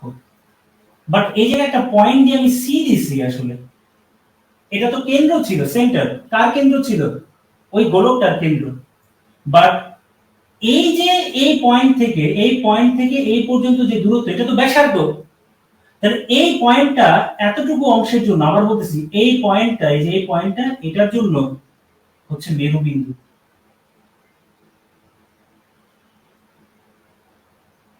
তাহলে এই যে রেখাটা, পুরো রেখাটা যত দূর চাই নিয়ে যাও, এটাকে বলবো প্রধান অক্ষ। বাট এটা লিমিটেড ভাষণ, অর্থাৎ এখান থেকে এখানে এতটুকু যদি এখানে বসাও, এই যে মাপটা, এখান থেকে এই পর্যন্ত যে দূরত্ব, এটা তো ব্যাসার্ধ ছিল। কার ব্যাসার্ধ? ওই গোলকের ব্যাসার্ধ। এই দর্পণটা যে গোলকের অংশ ছিল, এই কারণেই তো বলা হয় গোলীয় দর্পণ। গোলকটাকে, কাঁচগুলোকে কেটে তারপর এই দর্পণ তৈরি করা হয়েছে, অবতল উত্তল। এই কারণে এই দুটো হচ্ছে গোলীয় দর্পণের অংশ। তাহলে এই যে গোলকের যে ব্যাসার্ধ, হ্যাঁ এই দর্পণের ক্ষেত্রে, এই অবতল দর্পণের ক্ষেত্রে এই ব্যাসার্ধটুকু পর্যন্ত যে অংশটা, এটাকে বলা হয় বক্রতার ব্যাসার্ধ। হ্যাঁ, বক্রতার ব্যাসার্ধ। তাহলে এখান থেকে এই পর্যন্ত যে দূরত্ব, এটাকে আর দিয়ে প্রকাশ করা হয় বক্রতার ব্যাসার্ধ। এই মেরুবিন্দু আর বক্রতার মাঝে যে বিন্দুটা, সেটাকে বলা হয় ফোকাস বিন্দু। কি বিন্দু? ফোকাস বিন্দু। মনে রাখবে, মনে রাখবে যে জিনিসটা, সেটা হচ্ছে যে ফোকাস বিন্দুটা কিন্তু এই যে বক্রতার কেন্দ্র আর হচ্ছে মেরুবিন্দু এর মাঝামাঝিতে থাকে। তাহলে মাঝামাঝিতে যদি থাকে, তাহলে কি আমরা বলতে পারি না ব্যাসার্ধটা হচ্ছে এই যে মেরুবিন্দু থেকে ফোকাস বিন্দু পর্যন্ত যে দূরত্ব, এটাকে বলা হয় ফোকাস দূরত্ব। কি দূরত্ব? ফোকাস দূরত্ব। তাহলে কি আমরা বলতে পারি না বক্রতার ব্যাসার্ধ হচ্ছে ফোকাস দূরত্বের দ্বিগুণ? আবার ফোকাস দূরত্ব হচ্ছে কি বক্রতার ব্যাসার্ধের অর্ধেক। বলা যায় কিনা যায় না, ভালোভাবে খেয়াল করে দেখো। এই যে ব্যাসার্ধটা, এটা হচ্ছে ওই গোলকের ব্যাসার্ধ। তাহলে তার অর্ধেক হচ্ছে ফোকাস বিন্দু পাওয়া যায়, মানে ফোকাস দূরত্ব। তাহলে কি আমরা বলতে পারি না যে বক্রতার ব্যাসার্ধ হচ্ছে ফোকাস দূরত্বের দ্বিগুণ, অথবা ফোকাস দূরত্ব হচ্ছে বক্রতার ব্যাসার্ধের অর্ধেক? এটা কিন্তু, এটা কিন্তু খুবই ইম্পর্টেন্ট, খুব ইম্পর্টেন্ট একটা তথ্য, খুব ইম্পর্টেন্ট একটা তথ্য। ঠিক আছে? আচ্ছা, এখন একটা বিষয় খেয়াল করে দেখো, যে আমরা এই যে দুটা, এই দুটা দর্পণের ব্যবহারটা লিখে এরপর দুই তিনটা ম্যাথ, তারপর আমরা শেষ করে দিব আজকের ক্লাস। কেমন? শেষ করে দিব। আমাদের প্রায়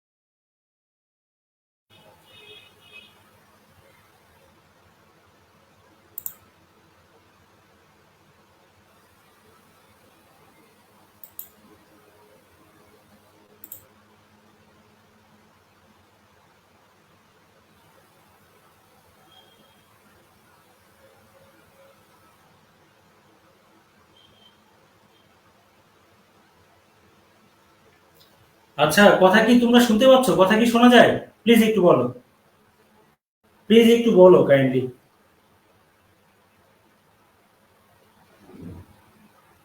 কথা শোনা যায়?